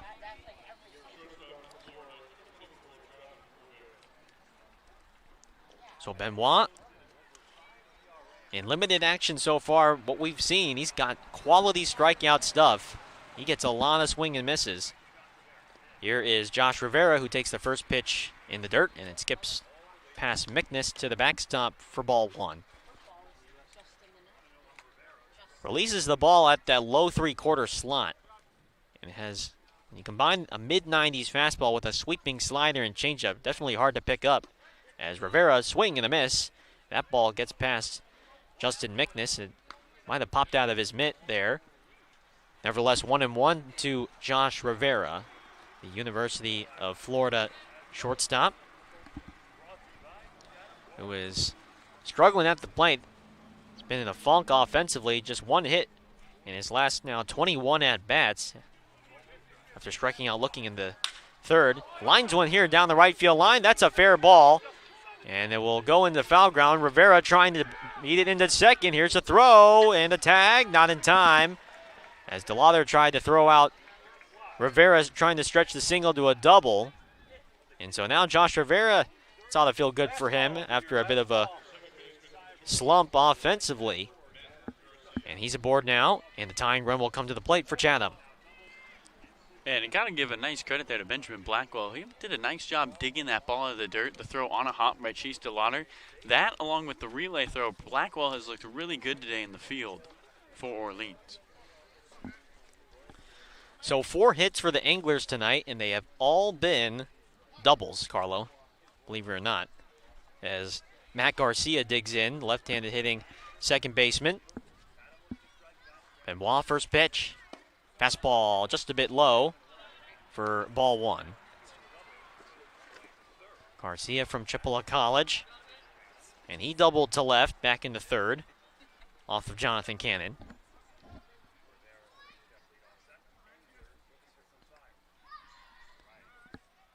One-0 pitch. Low with the fastball. It's 2-0 here to Garcia with the top of the order. Coming up for Chatham, it's Firebirds 3, Anglers 1. We're in the top of the 5th. 2-0 pitch. Swinging a high pop-up, foul off to the left and toward Route 28. 2-1. Beautiful sunset now here at Eldridge Park. A nice light pink Most of the pink you can see along the right field line behind the middle school. 2-1 pitch from Benoit is a breaking ball, and it's taken low and outside. 3-1 now, and so Benoit now having trouble locating his stuff.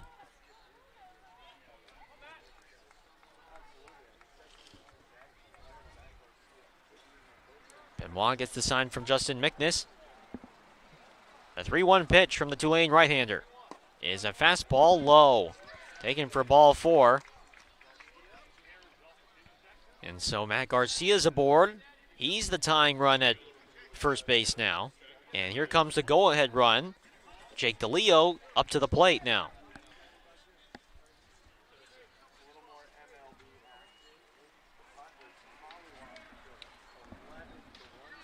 So DeLeo from Georgia Tech. He's bounced out twice in 2 at-bats. Opportunity, though, here to cut into the Orleans lead. And now DeLeo calls for time. Gareth Benoit had just 1 walk allowed in his outing against YD, in which he went 5 innings. Already a walk given up here. First pitch to DeLeo is a slider at the knees, taken for a called strike. Nice front door slider from Benoit, 0-1. Benoit, who has spent time with 2 other schools. He spent a year at Santa Fe College and a year at Tennessee before making his way to Tulane. He's been bouncing around the college baseball atmosphere. 1-1.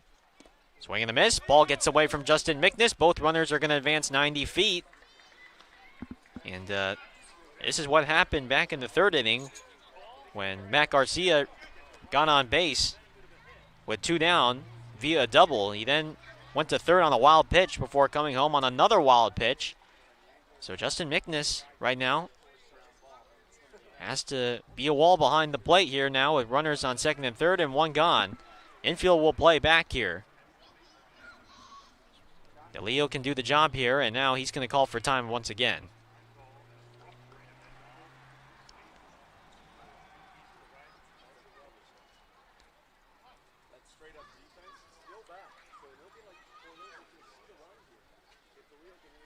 Oh, 0-2 to Jake DeLeo against Donovan Benoit. Here it is, and it's a chopper to 3rd. Locklear charging it. He's going to throw the first, and the throw is not in time.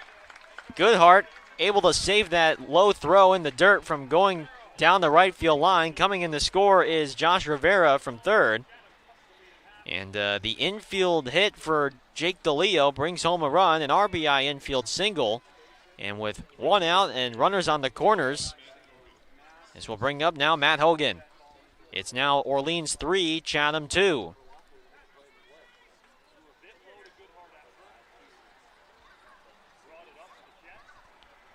Infield single for DeLeo. RBI number 6 on the summer, and now Benoit steps off the slab. We'll see what 1st and 3rd play. Chatham base runners may decide to do it here with the tying run at 3rd. First pitch to Hogan on the outside corner, ball 1.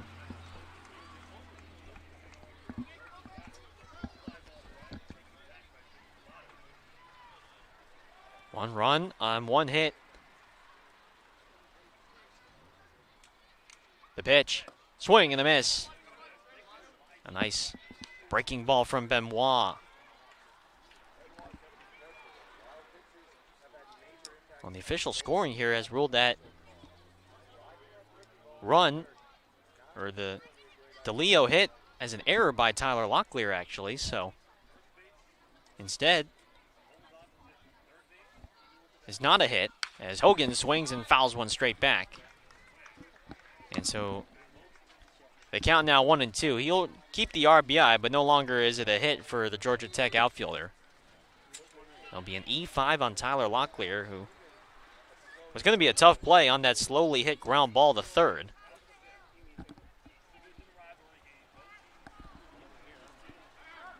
And while now with a throw over to 1st to check on DeLeo. DeLeo back to 1st with a head-first dive. Benoit could use a ground ball here, trying to get out of this inning and keep this lead at 1.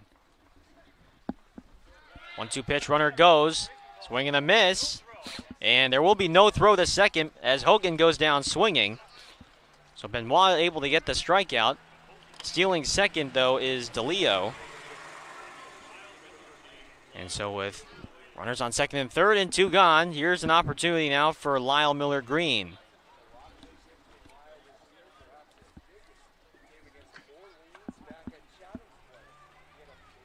Miller-Green, who has grounded out twice tonight. 2 strikeouts for Benoit after the strikeout to Hogan.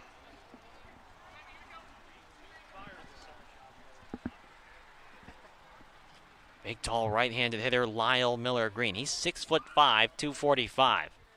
First pitch in the dirt. Nice block that time from Mickness. And tying run 90 feet away, so he has to keep this ball in front of him. Already 1 run home for Orleans in this inning. And 1 run came back in the third on the wild pitch. 1-0 pitch to Miller-Green. Good breaking ball over the middle of the plate. Taken for strike 1. It's 1-1 now.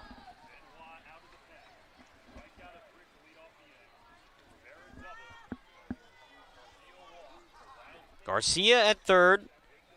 DeLeo at second. Firebirds 3. Anglers 2. 1-1. Swinging a foul toward the Orleans on deck circle off the first base side. And it's 1-2 now to Lyle Miller-Green. Coming into this game, Miller-Green was just 1 for his last 15, although he did homer versus YD in Chatham's last game on Friday.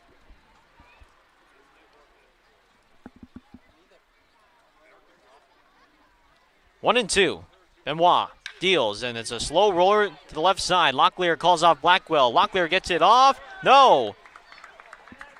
He goes underneath his glove. Everybody is safe.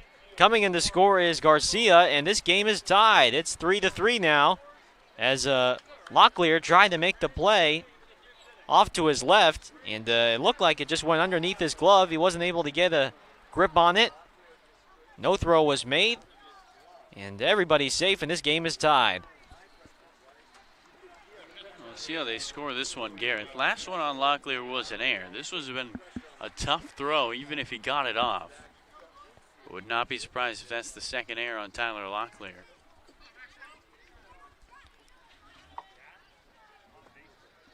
So, check that, it's a single. I think that's their correct call.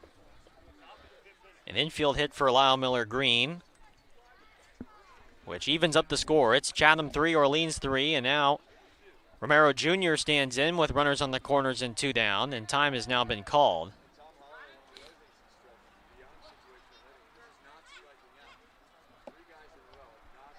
Benoit, first pitch. Fastball high and outside, taken for ball 1. Romero, who has flown out to left back in the second inning, and he lined a double to left in the fourth, and now here comes manager Kelly Nicholson. And this is not a pitching change, it's just to try and calm down the infield and calm down Benoit. Right now, Benoit's gotten the ground balls. I mean, so far for Chatham, it hasn't been particularly very hard hit contact in this inning. The inning started with a strikeout to Logan Britt. Then Rivera did reach on the softly hit double down the right field line, and then a walk to Matt Garcia before Jake DeLeo then put the ball in play. Locklear tried to field and go to first, but it was too late. Not a good throw, and then a strikeout of Matt Hogan before Lyle Miller-Green with an infield hit on the softly hit ground ball to third. 2-0. Breaking ball. That wraps around the outside for a called strike. It's 2-1. So Benoit has not been helped out by the defense. It's 2-1 to Maxwell Romero Jr. Here it is. Breaking ball just outside again. And Benoit looks over at center to try and regain his composure. It's 3-1. Here's the pitch. Romero hits it on the ground, foul off to the left. And so now the count, pardon me, it's 2-2 to Romero Jr.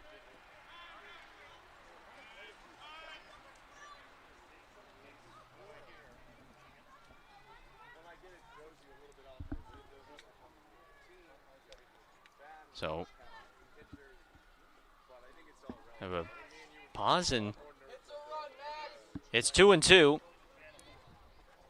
to Romero Jr. Benoit at the stretch.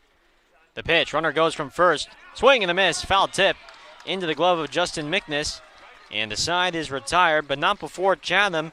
They played home 2 runs on 2 hits on 1 error, and they leave 2 stranded, and this game is tied as we head to the bottom of the 5th. It's Chatham 3, Orleans 3, and we'll be right back here on the Birds Broadcast Network after this.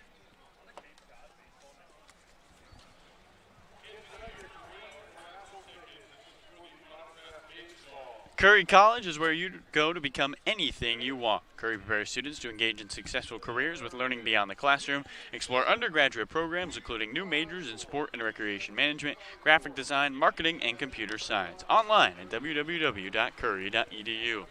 The 99 Restaurant and Pub is proud to be a sponsor of the Cape Cod Baseball League. Visit your local 99 and try their famous colossal lobster rolls, piled high on a grilled brioche and served hot buttered or with just the right amount of mayo and celery with fries and coleslaw. The 99, always the real deal.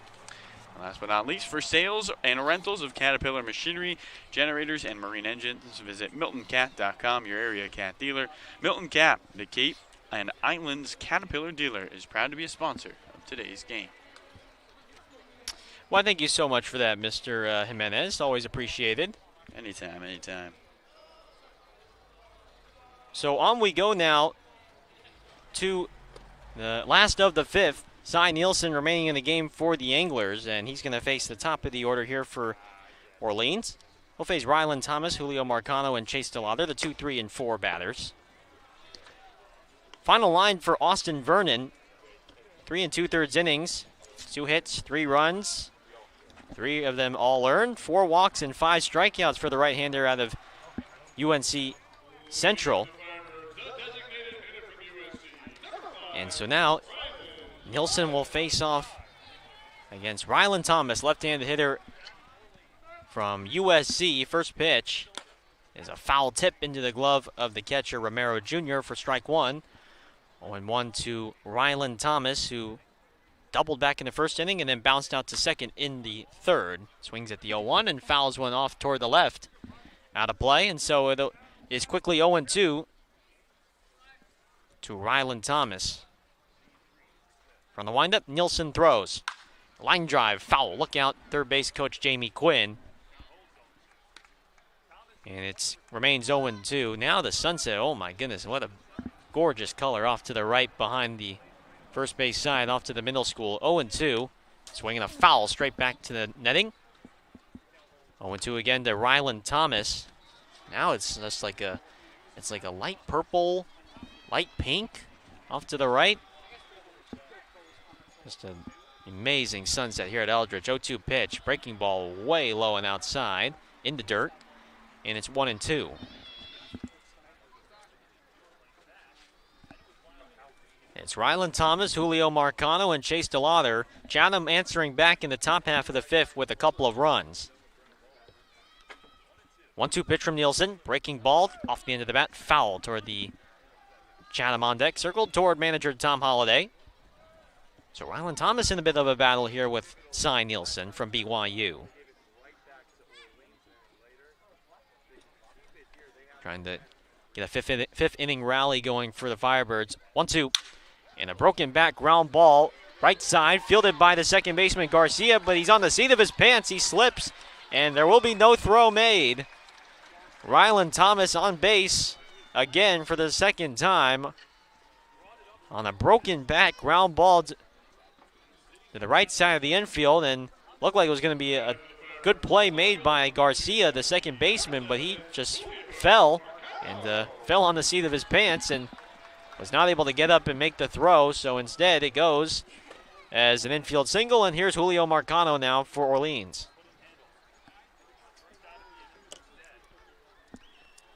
Marcano, right-handed hitter from NJIT. First pitch is low for ball one.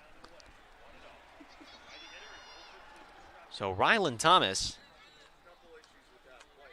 who in 8 games played had 5 multi-hit games. He already has another multi-hit game. Make that 6 of 9 so far this summer. Marcano swings on the 1-0 and pops it foul off toward the hill. Count even at 1 now to Julio Marcano. Last hit by Rylan Thomas, Gareth. Just another way he's able to get on. Seems like every day he comes up with a new way to get on board. He's got good speed at first. Has to be careful, though, with the lefty Nielsen. 1-1. Swing and a miss. Marcano. Challenge fastball from Nielsen. Marcano unable to make contact. And so it's 1-2 now.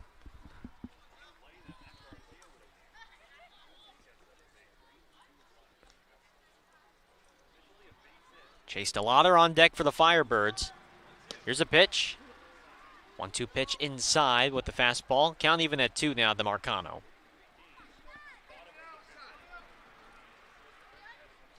Julio is 0 for 2. A strikeout back in the first, and then he lined out to center in the third. 2-2 from Nielsen. Here it is. And it's popped up along the right field foul line, and it is going to go out of play. As there's the scrum of youngsters out there going for the baseball. It looks like a nice play by a kid out there. 2-2 to Marcano.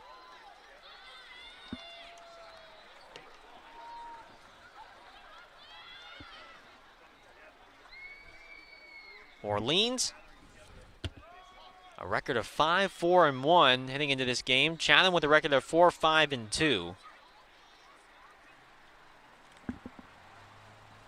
2-2 to Marcano. Swing and a miss. Marcano down swinging on the fastball by Nielsen. And for Cy Nielsen, that's going to be his first strikeout of his outing. And here's now the left-handed hitting outfielder from James Madison, Chase DeLauder.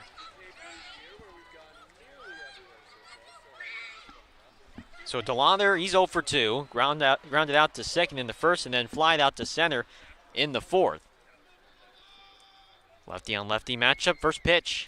Fastball, and it pops out of the mid of Romero. Romero unable to make a throw as he's frustrated with himself. Thomas in the second on the pass ball. Pitch up high, but should have been caught by Maxwell Romero Jr. Instead, it just squeezed out of his mitt and allows Thomas to go into scoring position. He's at second. DeLauder trying to reach on for the first time tonight. 1-0. Popped up, third base side, headed for Route 28. A foul ball, and it's 1-1.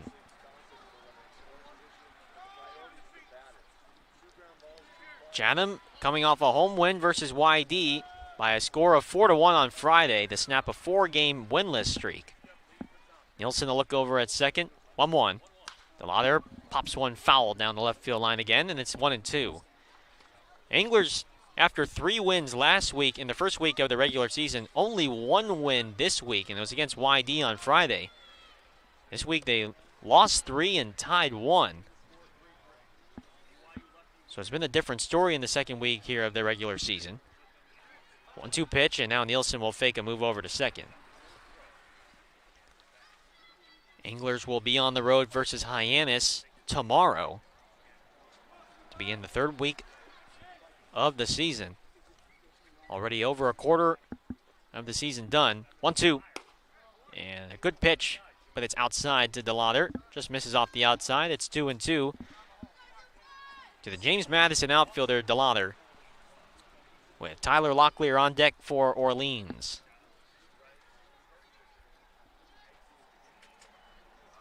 Nielsen gets the sign from the catcher, Romero Jr. at the belt. 2-2 pitch. DeLauder chops one over the short. Rivera has it, throws on the run to first, and it's in time to get DeLauder out by a half step. Over the third goes Rylan Thomas. So he's 90 feet away, but Chatham now 2 down, runner on third for Tyler Locklear. Firebirds were unable to bring home Rylan Thomas back in the first inning, and in jeopardy of doing that again here in the fifth. Tie game, he's the go-ahead run 90 feet in. Let's see if Orleans can take their second lead of the ballgame. Can Tyler Locklear continue what's been a very solid couple of games for the VCU third baseman? A home run in each of his last 2 games. He stands in here against left-hander Nielsen. First pitch, fastball inside, taken for ball 1. He is lined out to left in the second inning, and then he struck out looking back in the fourth. Or pardon me, he struck out swinging in the fourth. Thomas at third, 1-0 pitch. Low and away for ball 2.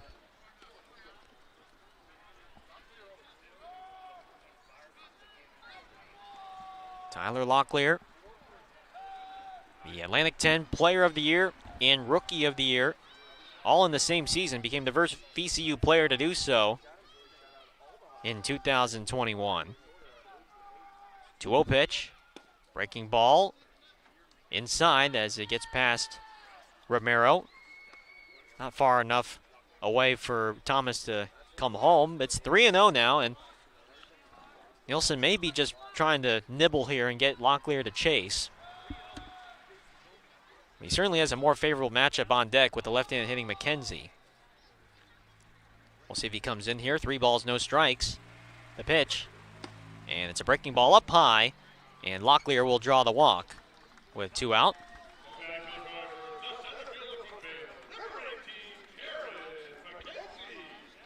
So Cy Nielsen issues his second walk of the ball game, and now runners on the corners.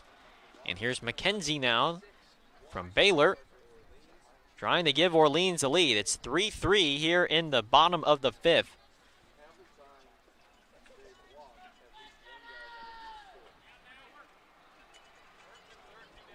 First pitch, McKenzie swing and a miss on the high inside fastball, and he'll walk out of the batter's box, readjust his helmet and his batting gloves. He knew he had that pitch, or that he should have had that pitch. It's 0-1. 0-1 pitch. Outside corner, a called strike, 2. 0-2 now to McKenzie, who's now behind the count quickly.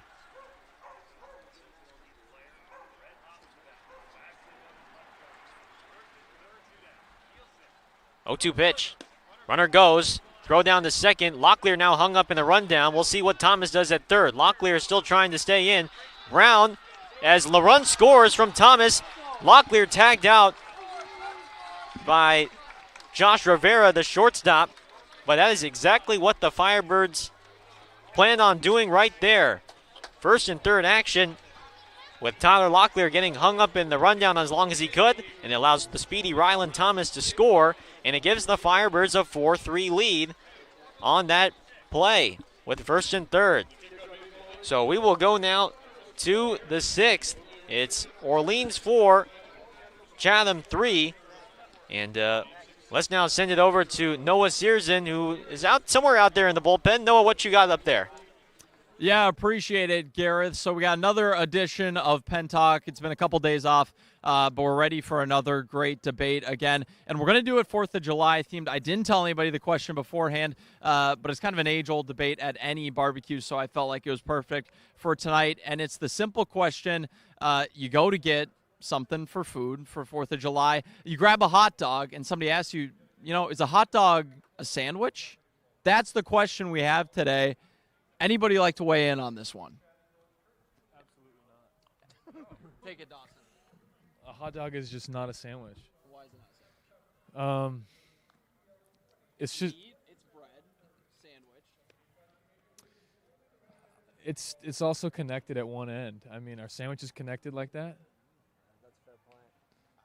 Connor, you want to weigh in? A hot dog is a sub. think about it. When you go to Subway, they cut the bread, they don't cut it all the way through, and they put the meat in there, and it's still connected at the back end.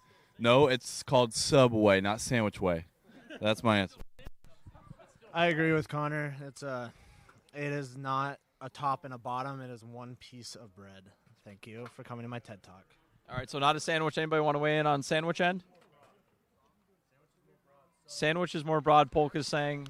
All right, so out here we've decided hot dog, not a sandwich. I don't know what we're calling it, a taco maybe, or a sub. We're calling it a sub. So hot dog, sub, that's what we figured out on today's Pen Talk, but I'll send it back to you guys in the booth.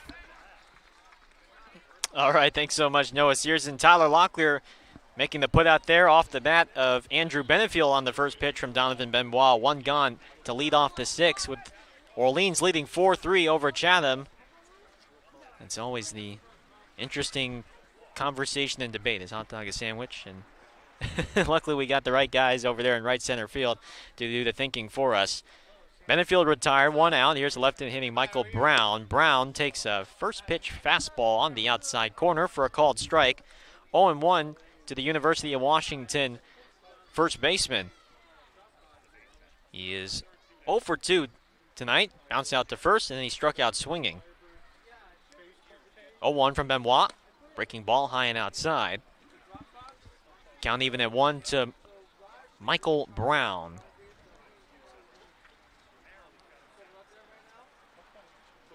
Struggled in the regular season for the Huskies. He hit just .210 with 4 home runs and 10 runs batted in. On one pitch, slider just off the outside, says home plate umpire Jeffrey Kinney. 2-1.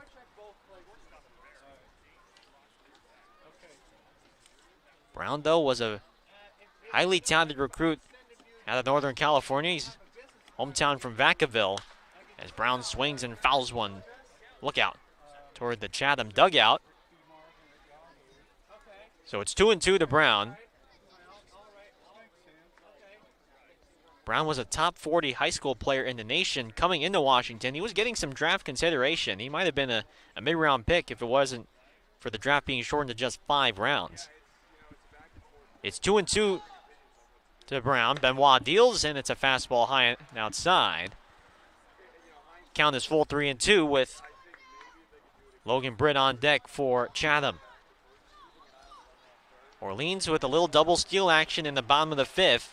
Tyler Locklear hanging in the rundown for as long as he could have, allowing Ryland Thomas to score. 3-2 pitch, breaking ball, and that slipped out of the hand of Benoit.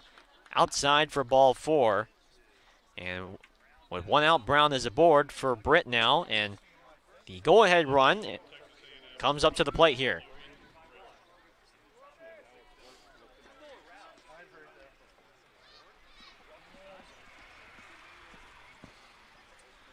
So for Benoit, that's the second walk of the night for him.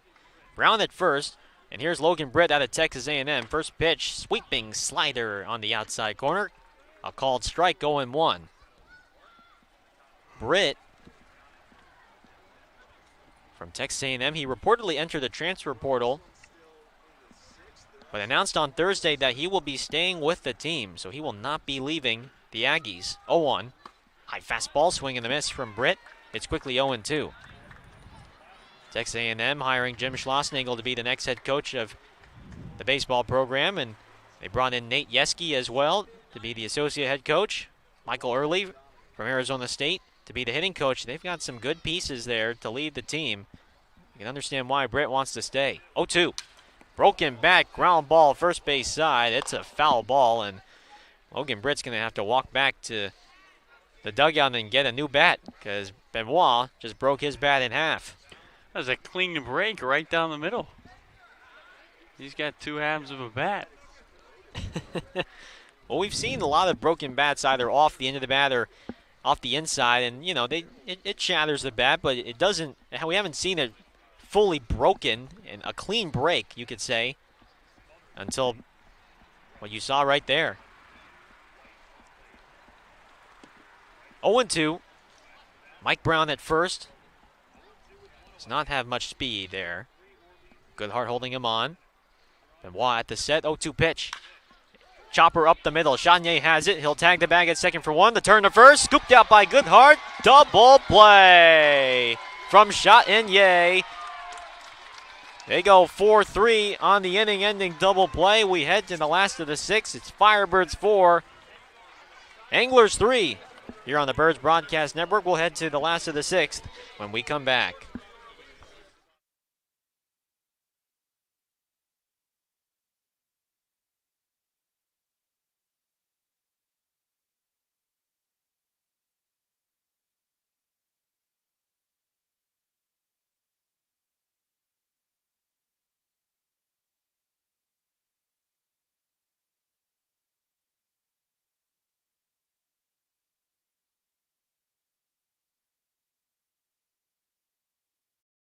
Hi, I'm Steve Anzoni, owner of Fairway Financial and Cape Cod's Retirement Income Specialist. If you want to hit a home run with your retirement income plan, schedule a time to meet with me today. Get more details at fairwayfinancial.net.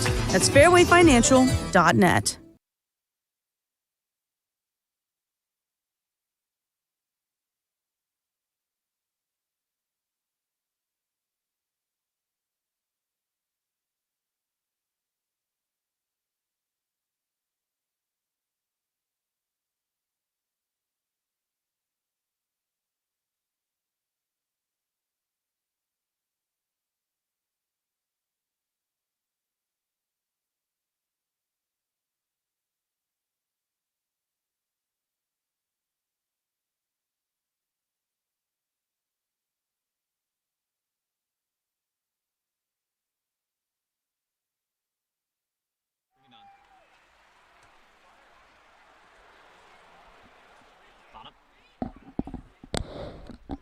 Bottom six here from Eldridge Park. Firebirds 4, Anglers 3. Nice defensive play by Peyton Chanier.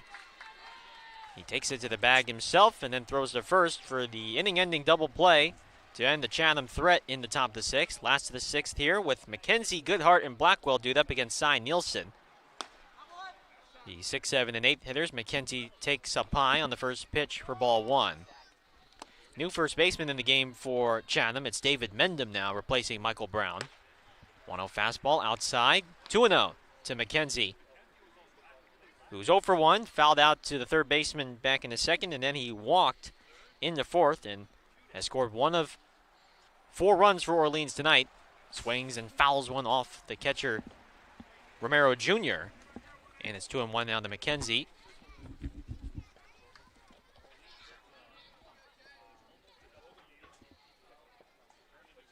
McKenzie, a Big 12 first-team selection after a solid spring with the Baylor Bears. Takes up high on the 2-1. Now 3-1. At 383, 10 home runs. 44 runs batted in on the spring. On the windup, 3-1 pitch from Nielsen. Fastball outside, taking ball 4. So it's been a tight strike zone from home plate umpire Jeffrey Kinney. He's not been giving that outside corner very much to both sides, nor has he been giving the high strike as well. And 3 walks from Orleans pitching so far, and for Chatham now it's 7. So there's been a combined total from both sides, 10 walks in the game. And we're 5.5 through. First pitch to the left-hand hitting Matt Goodhart is high and inside for ball 1 to the University of Arkansas first baseman.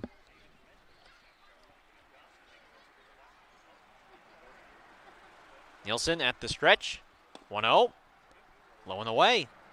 That one not close to Matt Goodhart. It's 2-0.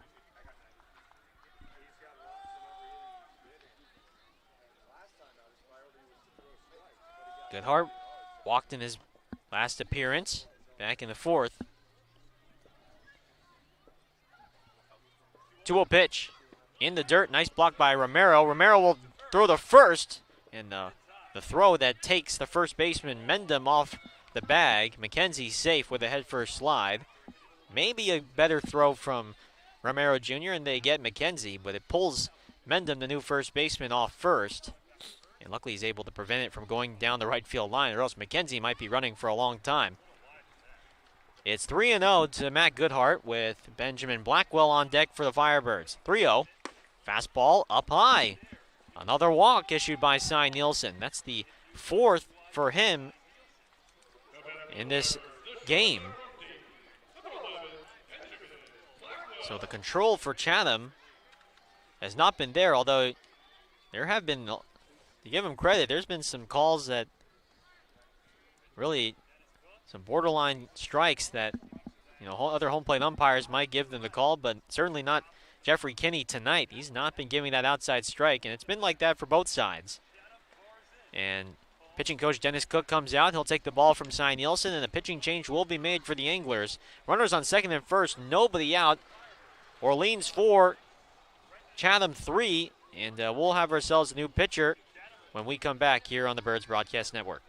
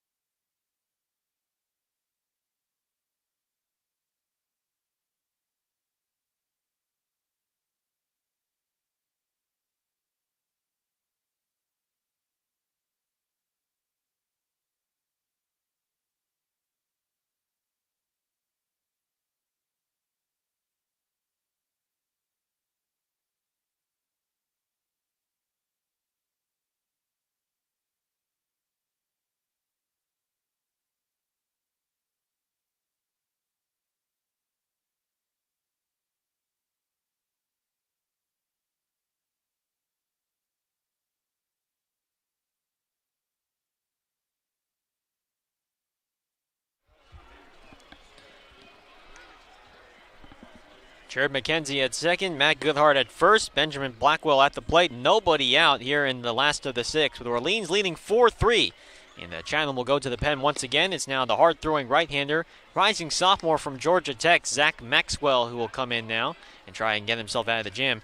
Big, tall right-hander, 6'6", 280 pounds from Ackworth, Georgia, making his 3rd appearance on the Cape so far. In 2 appearances, he's thrown 3 innings, 8 strikeouts over 2 walks and 2 hits. His ERA is 6 flat. Last came in June 29th in the 8-1 loss to Falmouth, and he pitched an inning and gave up an earned run on 2 hits, but he did strike out the side. Carlo, what does Zach Maxwell throw here, and what will he throw against these Orleans hitters? Yeah, you're going to see one of the fastest fastballs on the Cape. It tops out around 97. He hit 100 this last year with Georgia Tech, but it's all fastball slider. The slider around 86, 82. Blackwell shows bunt. First pitch very high. Watch out. 1 ball, no strikes to the University of Dayton shortstop Benjamin Blackwell. And second and first, Kelly Nicholson here did gather up the base runners and Blackwell to discuss the situation, so Blackwell may be trying to lay down a sac bunt here. 1-0 pitch popped up. This one will go over the netting and onto the hill. That's how hard Maxwell throws. He supplied all the pop there on that foul ball that popped up from the home plate up beyond the netting. So this might be a tough task for Blackwell to get this bunt down, considering how hard Maxwell throws. Spin move over to second. McKenzie back to second. Nobody covering. Corner infielders are in for Chatham in anticipation of this bunt attempt. 1-1 pitch. Blackwell shows bunt again, and this one is fouled off toward the Orleans dugout. So now with 2 strikes, we'll have to see what Blackwell does here. A big, tall right-hander, and we don't have the radar on tonight, but gotta figure it's gotta be up in the upper 90s. And how hard is that ball gotta be to try to bunt when it's coming at you that fast, Garrett? This can be awfully tricky and difficult. Definitely not the easiest assignment for Benjamin Blackwell, but he's got to do a job here. Try and get these runners over into scoring position. 1 and 2. With runners on second and first, nobody out. Maxwell deals. Swing and a miss. Blackwell goes down swinging on a hard fastball. And so, 1 away now for Justin McNiss. Blackwell's a big strikeout guy. In his 2 innings against Brewster, had 5 strikeouts. In his inning against Falmouth, had 3 strikeouts in all 3 batters he faced. Well, he's going to relay the scouting report about Zach Maxwell to the rest of the team. Probably going, he throws gas. McNiss takes first pitch fastball outside. Ball 1. Probably a pretty simple scouting report, as Justin McNiss tonight has walked twice today. He's also scored a run. He's been he's arguably the most patient hitter in this lineup. He has a great eye at the plate. McKenzie dancing off his lead at second, and now time is called. Firebirds trying to tack on again. They've scored in the last 3 innings. 1-0 pitch, high and outside. 2-0 to Justin McNiss. 2-run home run by Peyton Chanier in the last of the third gave Orleans the lead after being initially down by 1. Orleans then tacking on a run each in the 4th and 5th.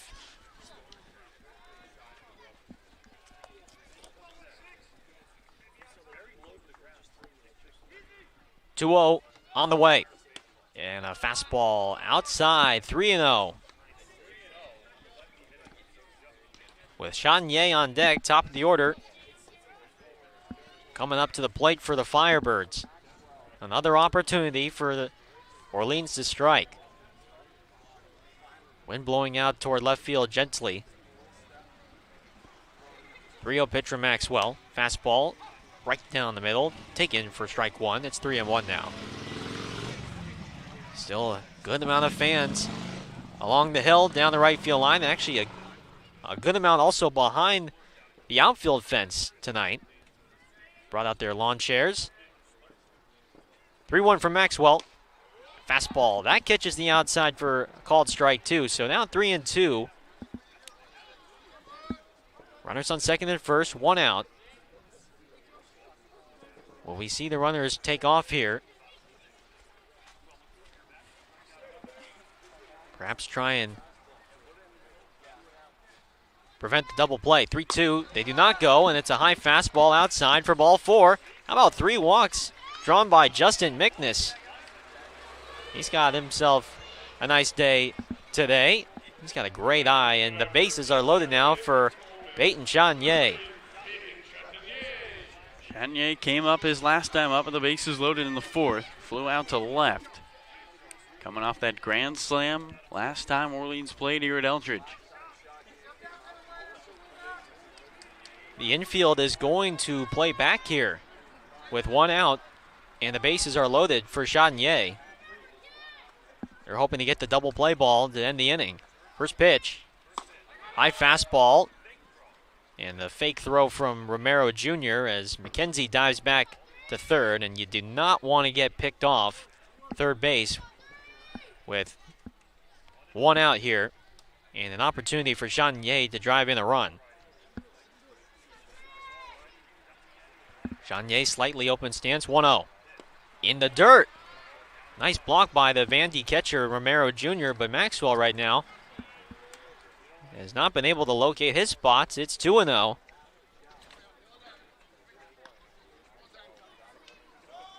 Already Chatham pitchers tonight have 9 walks.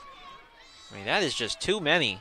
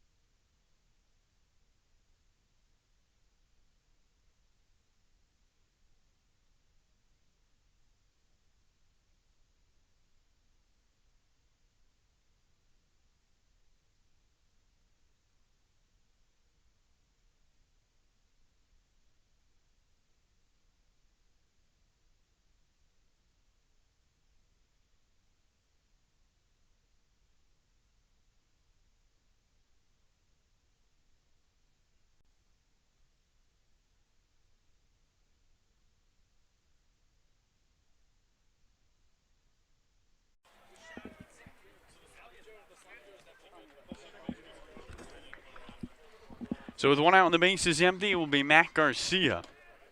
Orleans 7, Chatham 3. Top of the 7th. Thanks for joining us on this July 4th. Benoit's pitch. Misses high. The count, 1 ball, no strikes. Benoit faced the minimum in the 6th, looking to do the same here in the 7th. Here comes a 1-0. Swing and a miss. And the count, 1 ball, 1 strike to Matt Garcia. Garcia 1 for 1 with a double and a walk. He has scored in both of his at-bats out of the 9-hole.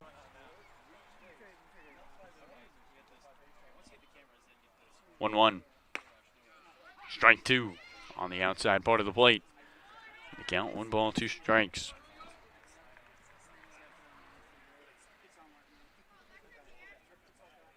Garcia hitting just 190. But he's seen the baseball well. Taking a lot of walks. 1-2. And he sees that pitch low. The count, 2 balls, 2 strikes.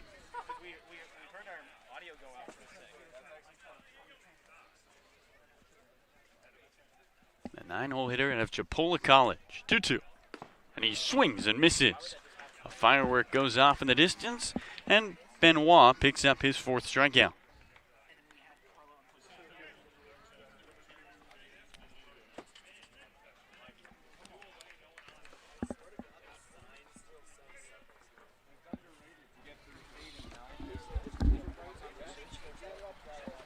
So 2 outs and the base is empty. Up comes Jake DeLeo, right-handed batter. Ready on ready, first pitch home. Swing and a miss. Now no balls, 1 strike, and Donovan Benoit is starting to settle in. Top of the 7th, Orleans 7, Chatham 3, 0-1. Misses away. The count, 1 ball, 1 strike. What started as a beautiful July 4th Sunday has turned to night. The lights at 100%, 1-1. Strike on the outside edge. 1 ball and 2 strikes to DeLeo. Pretty much everyone has stayed here at Eldridge Park. Firebirds taking a big lead in the bottom of the 6th. And Benoit looking to protect that here in the 7th. 1-2 to the plate. Skips in the dirt. Good block by McNess. Count, 2 balls, 2 strikes.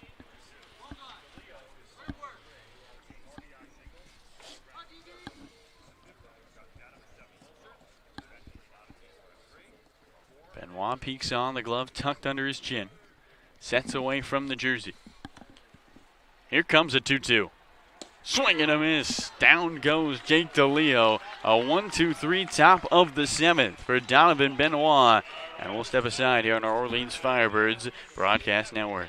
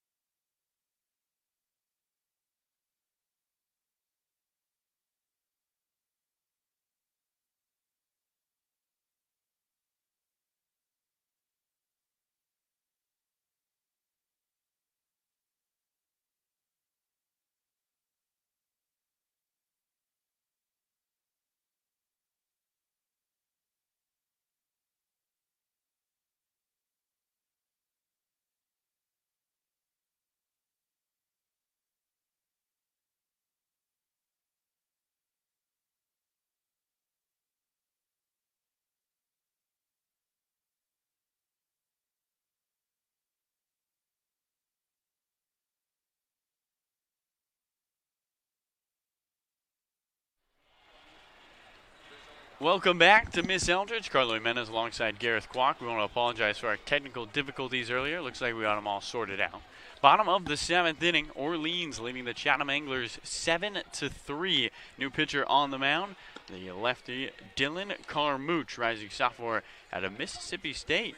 Gareth, what can you tell us about the new national champion, Dylan Carmouche? Yeah, Carmouche is a left-hander who didn't get a whole lot of time for the Bulldogs this spring. He only made 9 appearances. He pitched only 7 1/3 innings, only 3 walks over 11 strikeouts. But Carmouche, as you mentioned, Carlo, he's coming in from after Mississippi State. And with the run that they had, well, you're going to see he's got a high 3/4 release from that left side. And he'll throw a fastball that'll touch around 89, 93. And he does have a changeup as well. Sometimes he will throw a curveball, though it's rare. And that curveball will be a loop, a slow bender. So he's mostly a 2-pitch guy, but trying to incorporate a 3rd pitch. And this is where you do it if you want to develop that. So up comes the left-handed batter, Chase DeLauder. Open up the bottom of the 7th inning. Orleans and Chatham, a tradition on July 4th. And right now the Firebirds leading 7-3 over the visiting Anglers. DeLauder 0 for 3 today with a couple of ground outs. First pitch off the outside. Carmouche's first appearance with the Anglers. Although Gareth, watching his warm-up pitches, he threw a couple way off. 1-0. As DeLauder swings and drives one into left field. It's out of here. Solo shot for Chase DeLauder. And add another run to the Orleans lead. It's 8-3.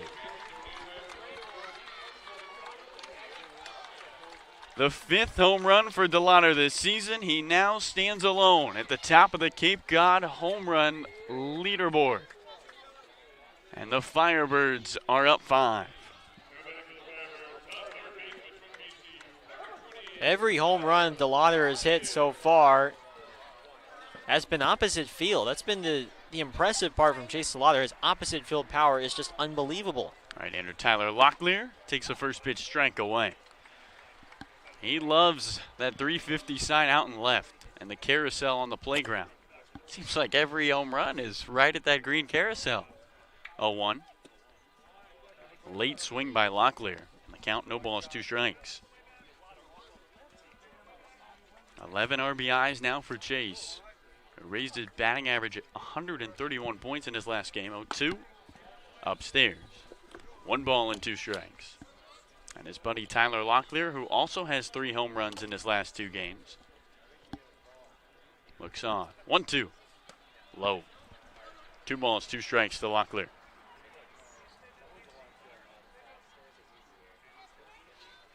Tyler, the team leader in RBIs with 14. 2-2. Just misses off the outside. And the count runs full. 3 balls, 2 strikes.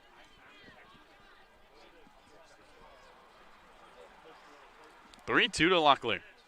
And he swings and misses. First strikeout for Dylan Carmouche. There's one away in the bottom of the 7th. Orleans leads Chatham 8-3. They have scored in 5 straight innings after that home run by Chase DeLauder. As up comes Jared McKenzie, who's taken 2 walks and scored twice.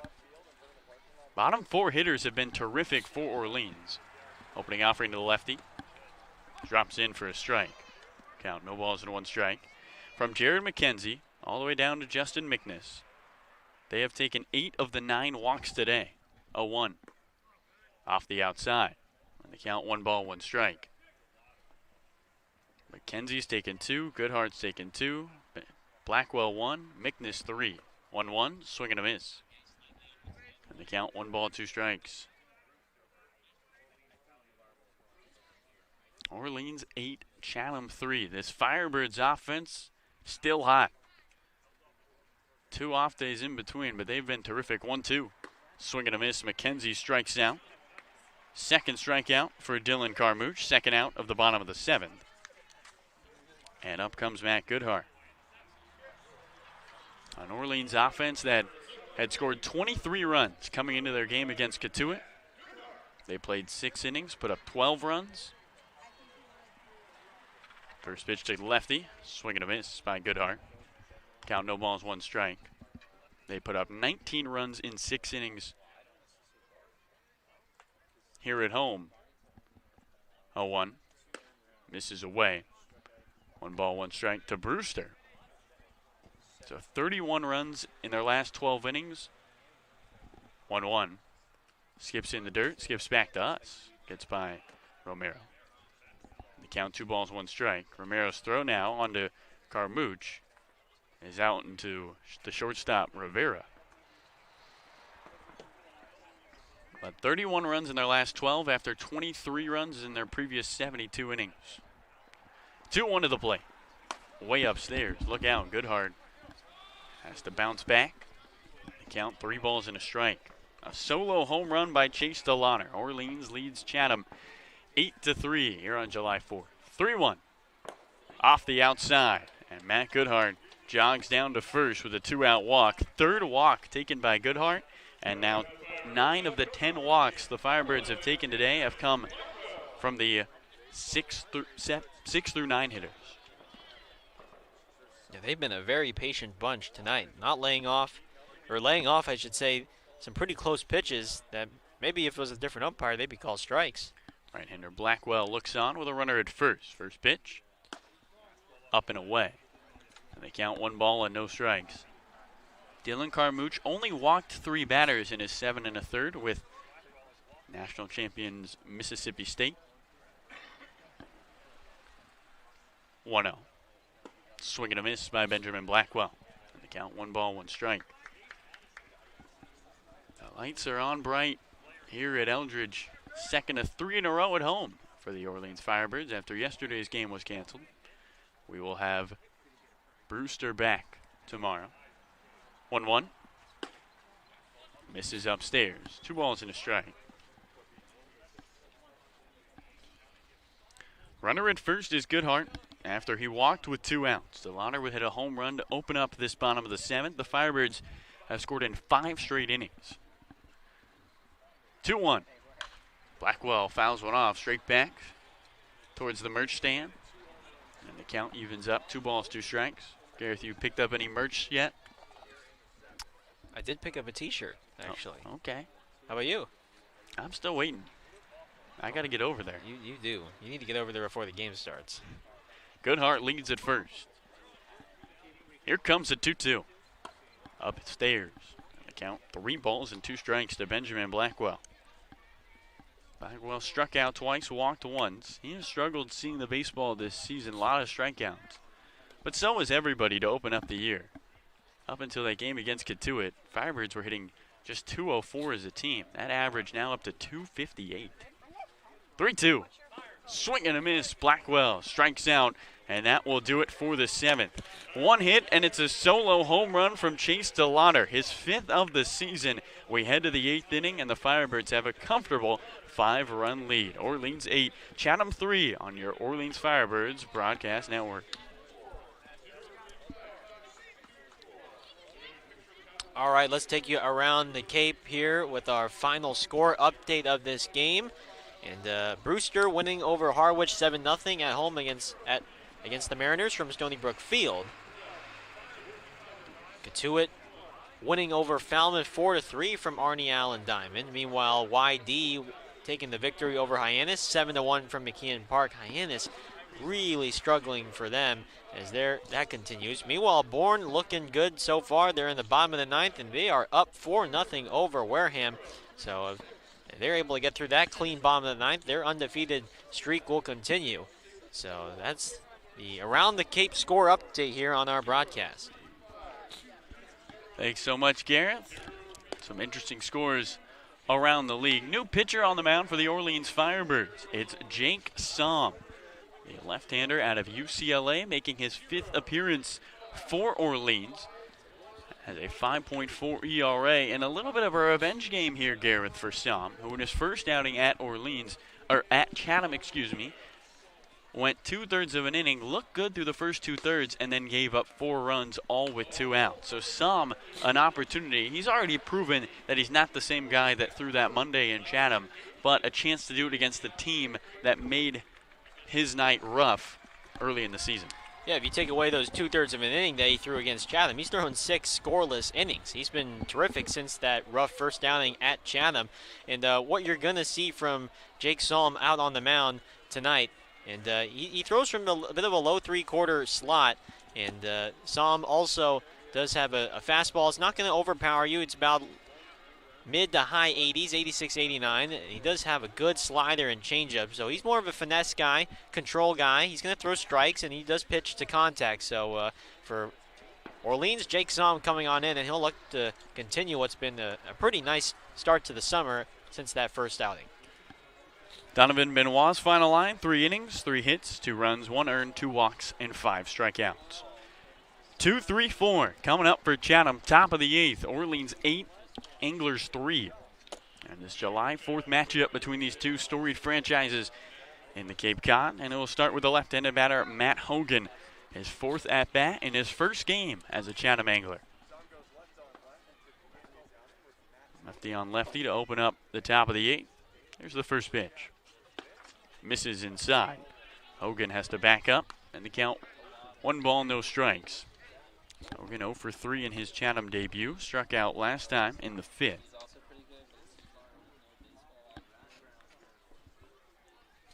So I'm taking his time. 1-0.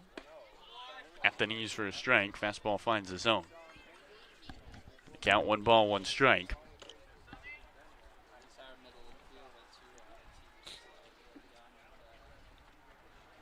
Salm in those 6 scoreless innings only struck out 4. He's done a lot with soft contact. 1-1 misses inside. The count 2 balls and a strike. He's only given up 2 hits though since that outing against Chatham.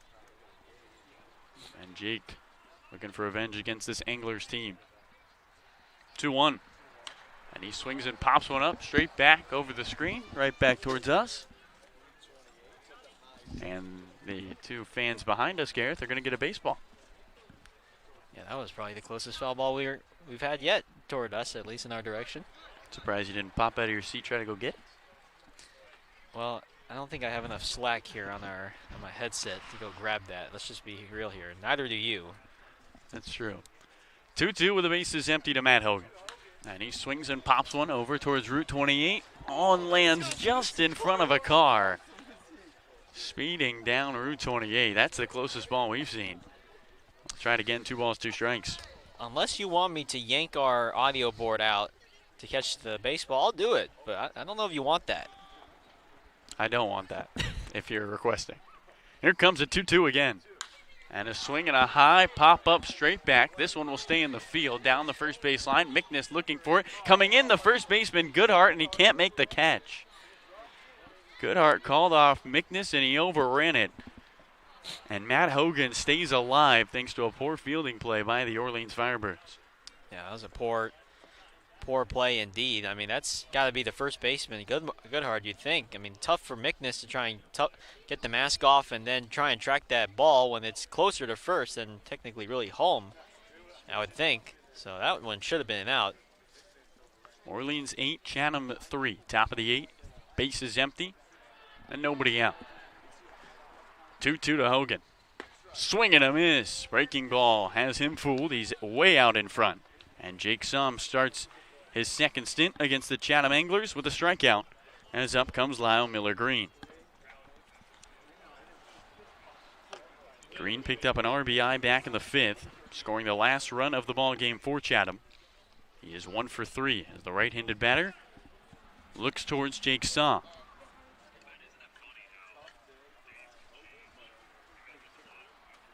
First pitch. Strike on the outside edge. And the count, no balls and 1 strike.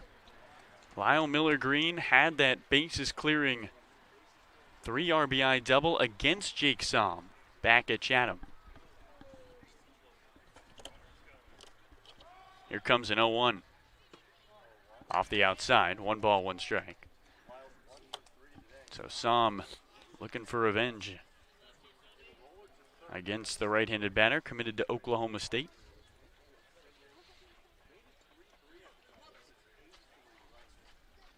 Salm looks on, 1-1. Again, misses away. in the count, 2 balls and a strike. Lyle Miller Green at Chipola was a two-way player for them. Appeared out of the bullpen a couple times.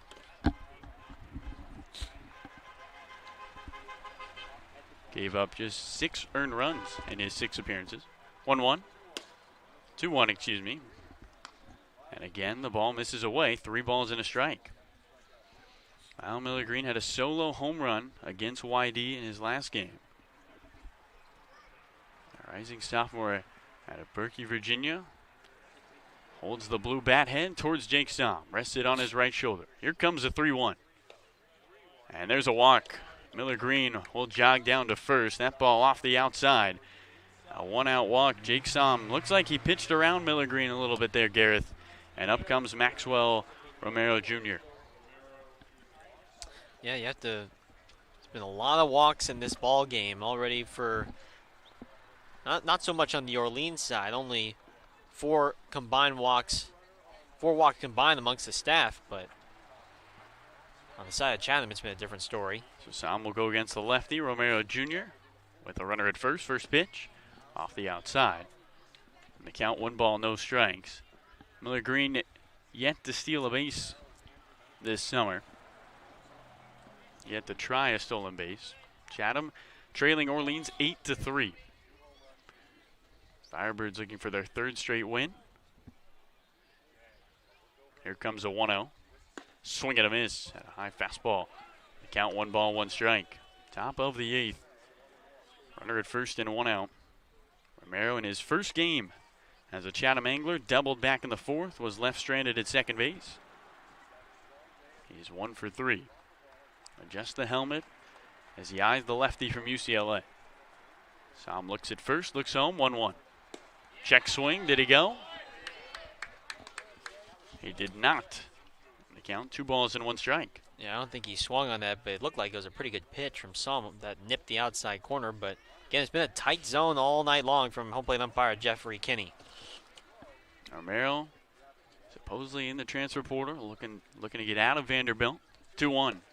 There's a strike. The count, 2 balls, 2 strikes. Now it's so tough, Gareth. Guys get an offer from Vanderbilt. It's considered one of the best schools in collegiate baseball, and you get there and you got to compete with guys who've been the best since they were 10 years old in their state. And so sometimes guys feel like they can make an impact somewhere else. Here comes a 2-2 with a runner at first. Swinging a pop-up straight back on the infield. McNiss going back over towards the netting, and he makes the catch. Right on the on-deck circle of Chatham. This time the Firebirds take advantage of the pop-up behind the plate.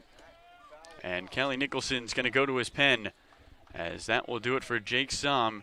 He gives up the 1 walk, but is able to retire the 2 lefties. As we will step aside here on our Orleans Firebirds broadcast network, it's the Orleans Firebirds 8, the Chatham Anglers 3, top of the 8th with 2 outs and a pitching change for the home team.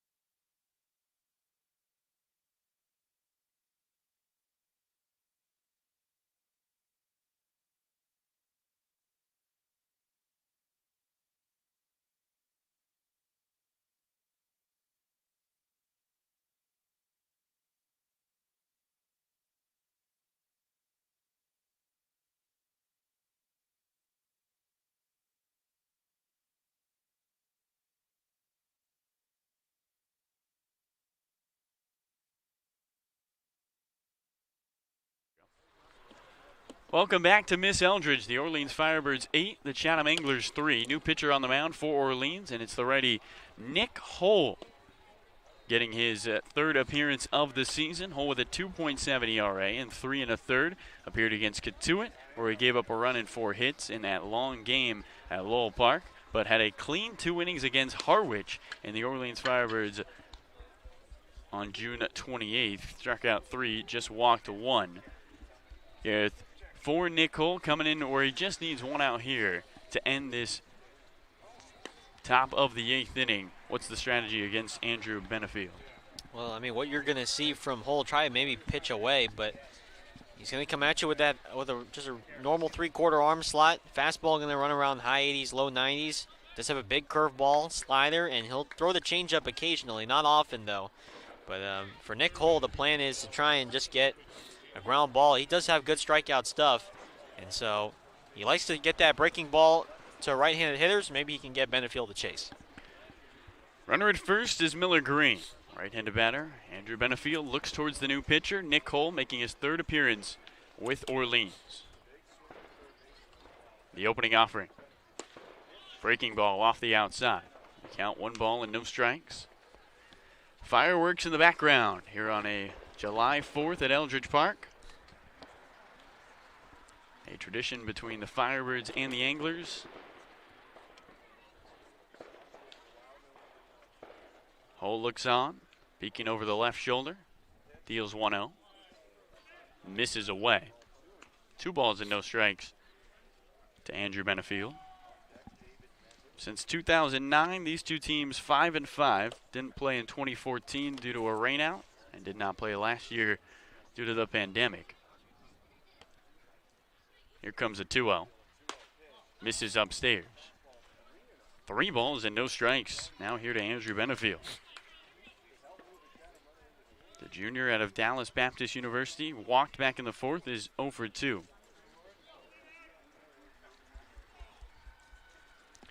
Rest that blue barrel on his right shoulder.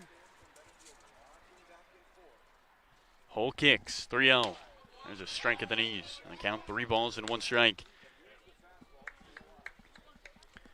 Benefield's only got 3 hits this year for Chatham, but he has power. 2 of them have been home runs, the other a double. When he puts contact on, that ball flies off his bat. Here comes a 3-1. And he swings and pops one up straight back right towards us. This one's going to stay in the field of play. Mickness, the catcher, leans back and can't make the catch. Gareth, I just had a mini heart attack. Well, for a second, it definitely looked like it was going to come straight down on us, but I mean, there's no wind right now, but Justin Mickness has had a couple of pop-ups. One he did catch, and then that one he just kind of overran it for whatever reason. So, God, I never want to see a ball come that close again. Come on, it wasn't that close. That was pretty close. No, it was not. Miller Green leads at first. 2 outs, top of the 8th. Orleans leads Chatham 8-3. And a 3-2 count to Benefield. Miller Green gets an early start. The pitch, a swing and a high fly ball to left. Center fielder McKenzie going over. He gets to the track, reaches up, and makes the catch. That will do it for the top of the 8th. 1 runner left on. No hits for the Anglers, and Orleans hangs on to the 5-run lead. It's 8-3 Firebirds as we head to the bottom of the 8th. One more chance for Orleans to add some insurance runs here at Eldridge Park.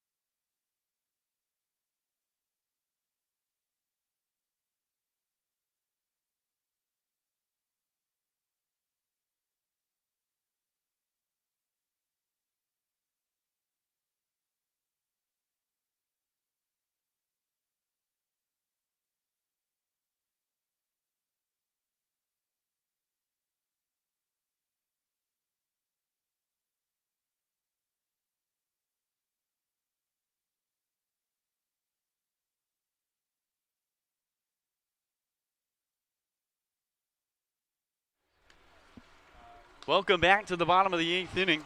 So glad you could join us here on our Orleans Firebirds broadcast. July 4th, and that means the Anglers and the Firebirds are going at it, formerly known as the A's and the Cardinals. And up comes the left-handed batter, Justin Mickness. who has taken 3 walks today to face off against Dylan Carmouche in the bottom of the 8th. Orleans leading Chatham 8-3. Dylan Carmouche out of Raleigh, North Carolina. His first appearance, his first pitch to Mickness, and he swings and pops one up onto Route 28. And it bounces onto private property. Mickness has seen the ball well, Gareth. Coming into this ball game, he had 3 walks on the year, and he already has 3 tonight. 0-1, misses away. 1 ball, 1 strike.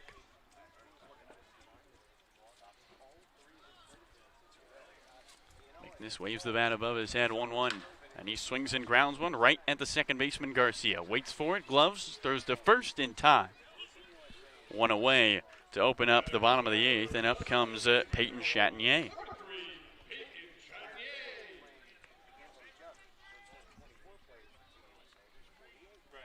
Peyton Chatinier, the right-handed batter, has 3 RBIs today for Orleans. A 2-run home run in the 3rd.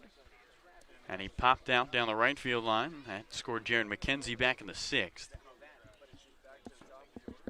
First pitch to him. And he spikes it, does Carmouche. The count 1 ball, no strikes.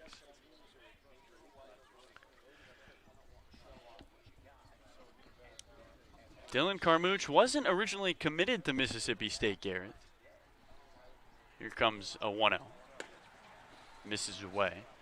In fact, he was committed to Southern Louisiana University. And there are rumors that he was decommitting. So a bunch of teams showed up to watch him pitch. 2-0. Swing and a miss by Chatinier.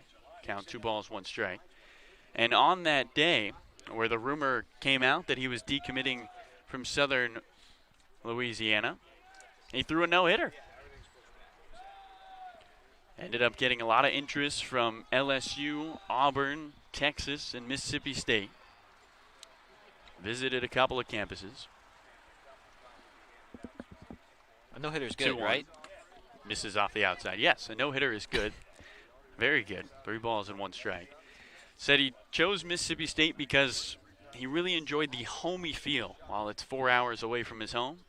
Said everyone was awfully nice to him. 3-1. Swing and a miss. Count runs full to Chatinier. 3 balls and 2 strikes.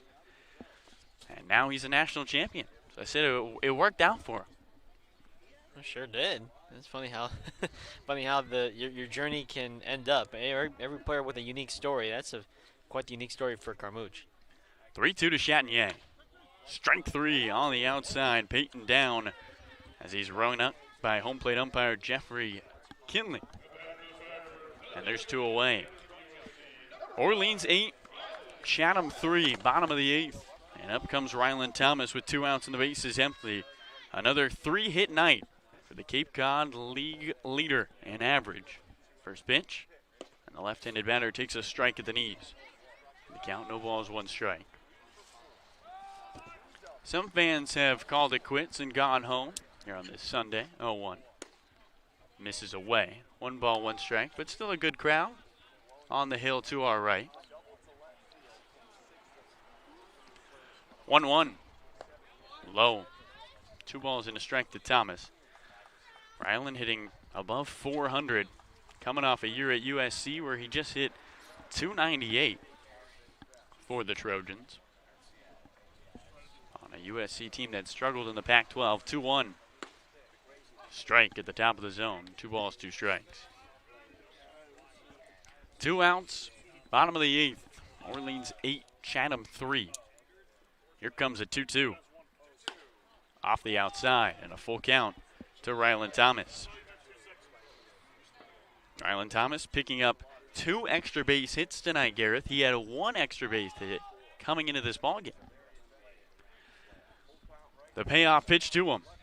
And he swings and bloops one into center field. Coming in, the center fielder, DeLeo, and he's not going to get there. A 4-hit ball game for Ryland Thomas as he extends the 8th inning with a 2-out knock, and up comes Julio Marcano.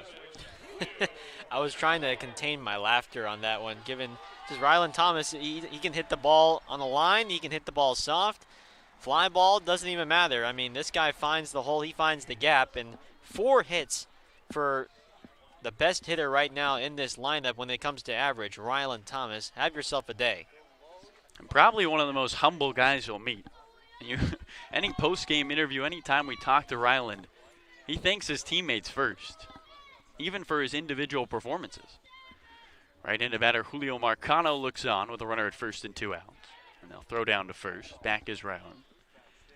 Ryland has done a great job in the batter's box, but coming into this year, in one of his preseason interviews with Noah Searson on Meet the Bird Game, he said he was focused on stealing a lot of bags.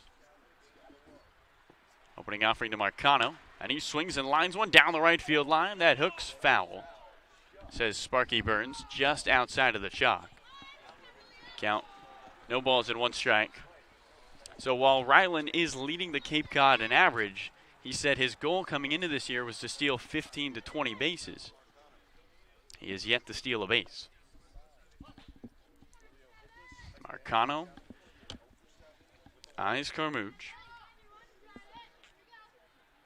0-1. Low. Count, 1 ball, 1 strike. Leo Marcano was struck out 3 times in this ball game.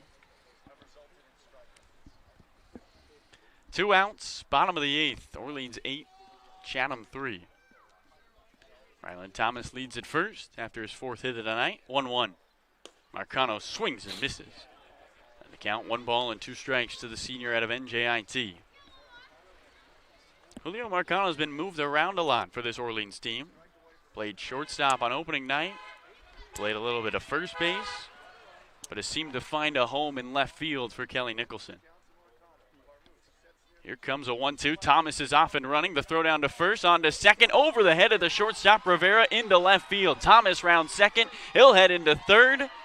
And there's the first stolen base. See how it's scored for Ryland Thomas. Yeah, that throw from Mendham, the first baseman, just airmails the middle infield. And Ryland Thomas, things are just going his way. And again, we'll have to see the official ruling. Will he get the credit for the first to second to steal, and then, of course, he'll advance to third on the error. 1 down, 14 to go for Ryland Thomas. So now 90 feet away from home. Julio Marcano looks on, trying to add to the 8-3 Orleans lead with 2 outs in the bottom of the 8th. 1-2. And he spoils 1 foul. Back to the netting. The count remains at 1 ball and 2 strikes. Orleans with 2 in the 3rd, 1 in the 4th, 1 in the 5th, 3 in the 6th, and 1 in the 7th. They've officially given him the stolen base from first to second. So that's stolen base number 1 on the summer for Ryland Thomas. Marcano eyes Carmouche, who kicks. 1-2. And another foul ball straight back. Will that one get over the screen? It does. And it's on the hill for a souvenir.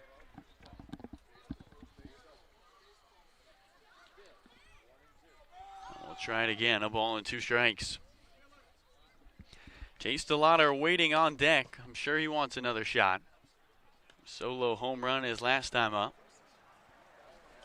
Ryland Thomas leads at third. A single, a stolen base, and reaching third on a throwing error by the first baseman, Menhem. Here comes a 1-2. Swing and a miss, and down goes Julio Marcano. He strikes out for the 4th time today. He is 0 for 5. Ryland Thomas stranded at third, and we'll head to the top of the 9th, but not before we go to our sideline reporter, Noah Searson. Yeah, appreciate it, Carlo. I said it at the bottom of the 3rd inning. We had another trivia question. And to repeat the question again, it was which Firebird starter that's in the lineup today also started in the 2019 4th of July game against Chatham. We had a couple different guesses on Twitter. Had one Donovan Benoit. Had a couple different Julio Marcanos, but nobody actually got this one. It was a Matt Goodart. He's the first baseman today. In that 8-7 loss against Chatham in 2019, he actually had an RBI and definitely contributed in that one. Today, played first again, has made some fantastic plays on defense, really flashing the leather. I stumped you guys this time, but don't worry. Every single home game we'll have a trivia question. So tomorrow, Monday, against Brewster, we'll have another trivia question. again. But we got a game to wrap up here, so I'll send it back to you, Carlo, in the booth for the conclusion of this one. Thanks so much, Noah. We stumped him, Gareth. Noah did a great job. No one able to get Matt Goodhart. So now we'll head to the top of the ninth. Orleans leading Chatham 8-3, looking to grab the 2021 victory on 4th of July. 5-5 between these two teams since 2009. 2 times they did not play. And for the Chatham Anglers, it will be Michael Brown, Logan Britt, and Josh Rivera. Tom Holliday's squad looking for a win. Orleans looking for a revenge win after losing on June 21st. So Mendham in for Brown. His first at-bat of the ball game. Michael Brown goes 0 for 2 with a walk. Left-handed batter looks on towards Nick Hull. And here comes the first pitch. Strike on the outside edge. And the count, no balls and 1 strike to Mendham. David Mendham this season, 1 for 9 with a double. Was 0 for 3 on the July 2nd contest against YD, 0-1. And he swings and taps 1 foul. And the count, no balls, 2 strikes quickly. Nick Cole looking to finish this game with 2 strong innings. Just gave up a walk back in the 8th. Did strike out 1.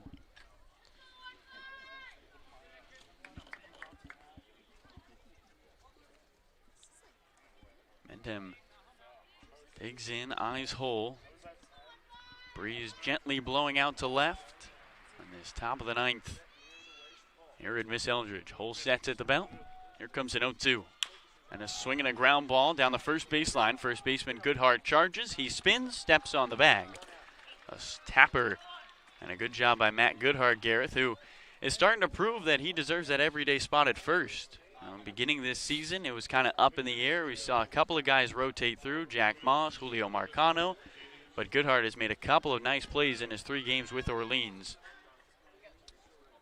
Yeah, I think he's starting to become a lot more comfortable at first defensively. He was an outfielder for most of the time at Arkansas and a DH, but at first base trying to add a little bit more to his game. Another left-handed bat into the box to face Nick Hull. First pitch, and Logan Britt fouls one off down the left field line. Orleans 8, Chatham 3. Firebirds trying to win 3 in a row for the first time this year. Check that pinch hitter, Danny Soretti, into the box to face Hull. The 0-1 on his way. Just misses outside. The count, 1 ball, 1 strike. Soretti getting his first at-bat as a Chatham Angler. He is draft eligible out of UNC. 1-1 from Hull. And he takes another fastball high. 2 balls and a strike. Soretti is a former Firebird, Gareth. Played with Orleans back in 2019. Just 11 games. Now wearing the enemy's colors. 2-1 from Hull. And he swings and fouls 1 straight back. And the count levels out. 2 balls, 2 strikes. Spent some time in the MLB Combine and decided he wanted to take some swings with the Chatham Anglers. Hit .249 this past year at UNC with 9 home runs and 39 RBIs. 2-2 from Hull. Misses inside, and the count runs full. 3 balls, 2 strikes. Orleans 8, Chatham 3. Firebirds offense that has been scorching hot continues to remain hot here at Eldridge Park. Payoff pitch. Soretti takes ball 4 upstairs, and he'll jog down to first base. And now Dominic Temez. A right-handed batter will pinch hit for Matt Garcia.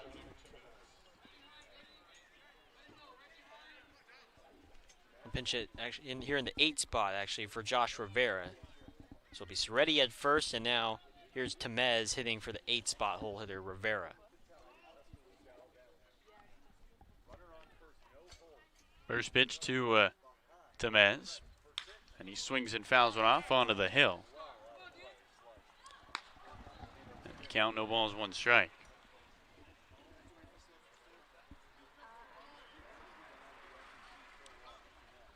Connor Cox now in left field for Julio Marcano for Orleans.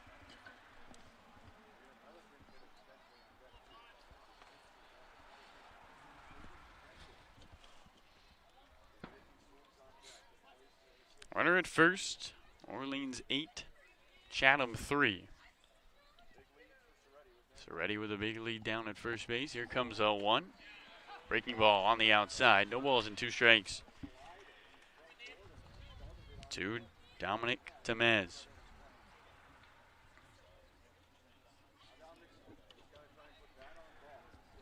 Temez played his first game with the Anglers last time out. Was 0 for 4 against YD. 0-2 from Hull. Swinging a little looper into center field. McKenzie holds up, takes 3 steps to his left, now starts backpedaling and makes the catch. And Chatham down to their final out as up comes Matt Garcia. Check that. New pinch hitter. Caden Trenkle will pinch hit. Yeah, Tom Holliday just unloading the bench here, getting some guys that weren't in the starting lineup a chance to get their ABs here in this last inning with them being down by 5. So Trenkle looks towards Nick Cole as Soretti leads at first. 2 outs, top of the 8th. Orleans Firebirds 8, Chatham Anglers 3 here on this July 4th contest. First pitch, left-handed batter looks at the ball low. Count 1 ball and no strikes. Trenkle 0 for 3 against YD is hitting .136 on the year. This is 8th game he's played in. Soretti's lead at first, a good one, 1-0. Swinging a ground ball up the middle. Chatinier to his left, he scoops it up, throws across his body to first in time for the out, and that will do it. The Firebirds dominate the Anglers. Orleans wins 8-3 as they have now scored 39 runs in their last 3 ball games. Firebirds offense remains scorching hot, and they get a win over the rival Anglers here at Eldridge Park. Well, Gareth Kwok is going to go try to find Peyton Chatinier to join us here on the broadcast. Peyton doing a good job with 2 home runs, along with a pair of RBIs. Noah Searson will also try to find somebody for the Orleans Firebirds. Firebirds improved to 6-4-1 on the year. They remain atop the East Division. Chatham drops to 4-6-2 on the season, as everybody gives high fives around.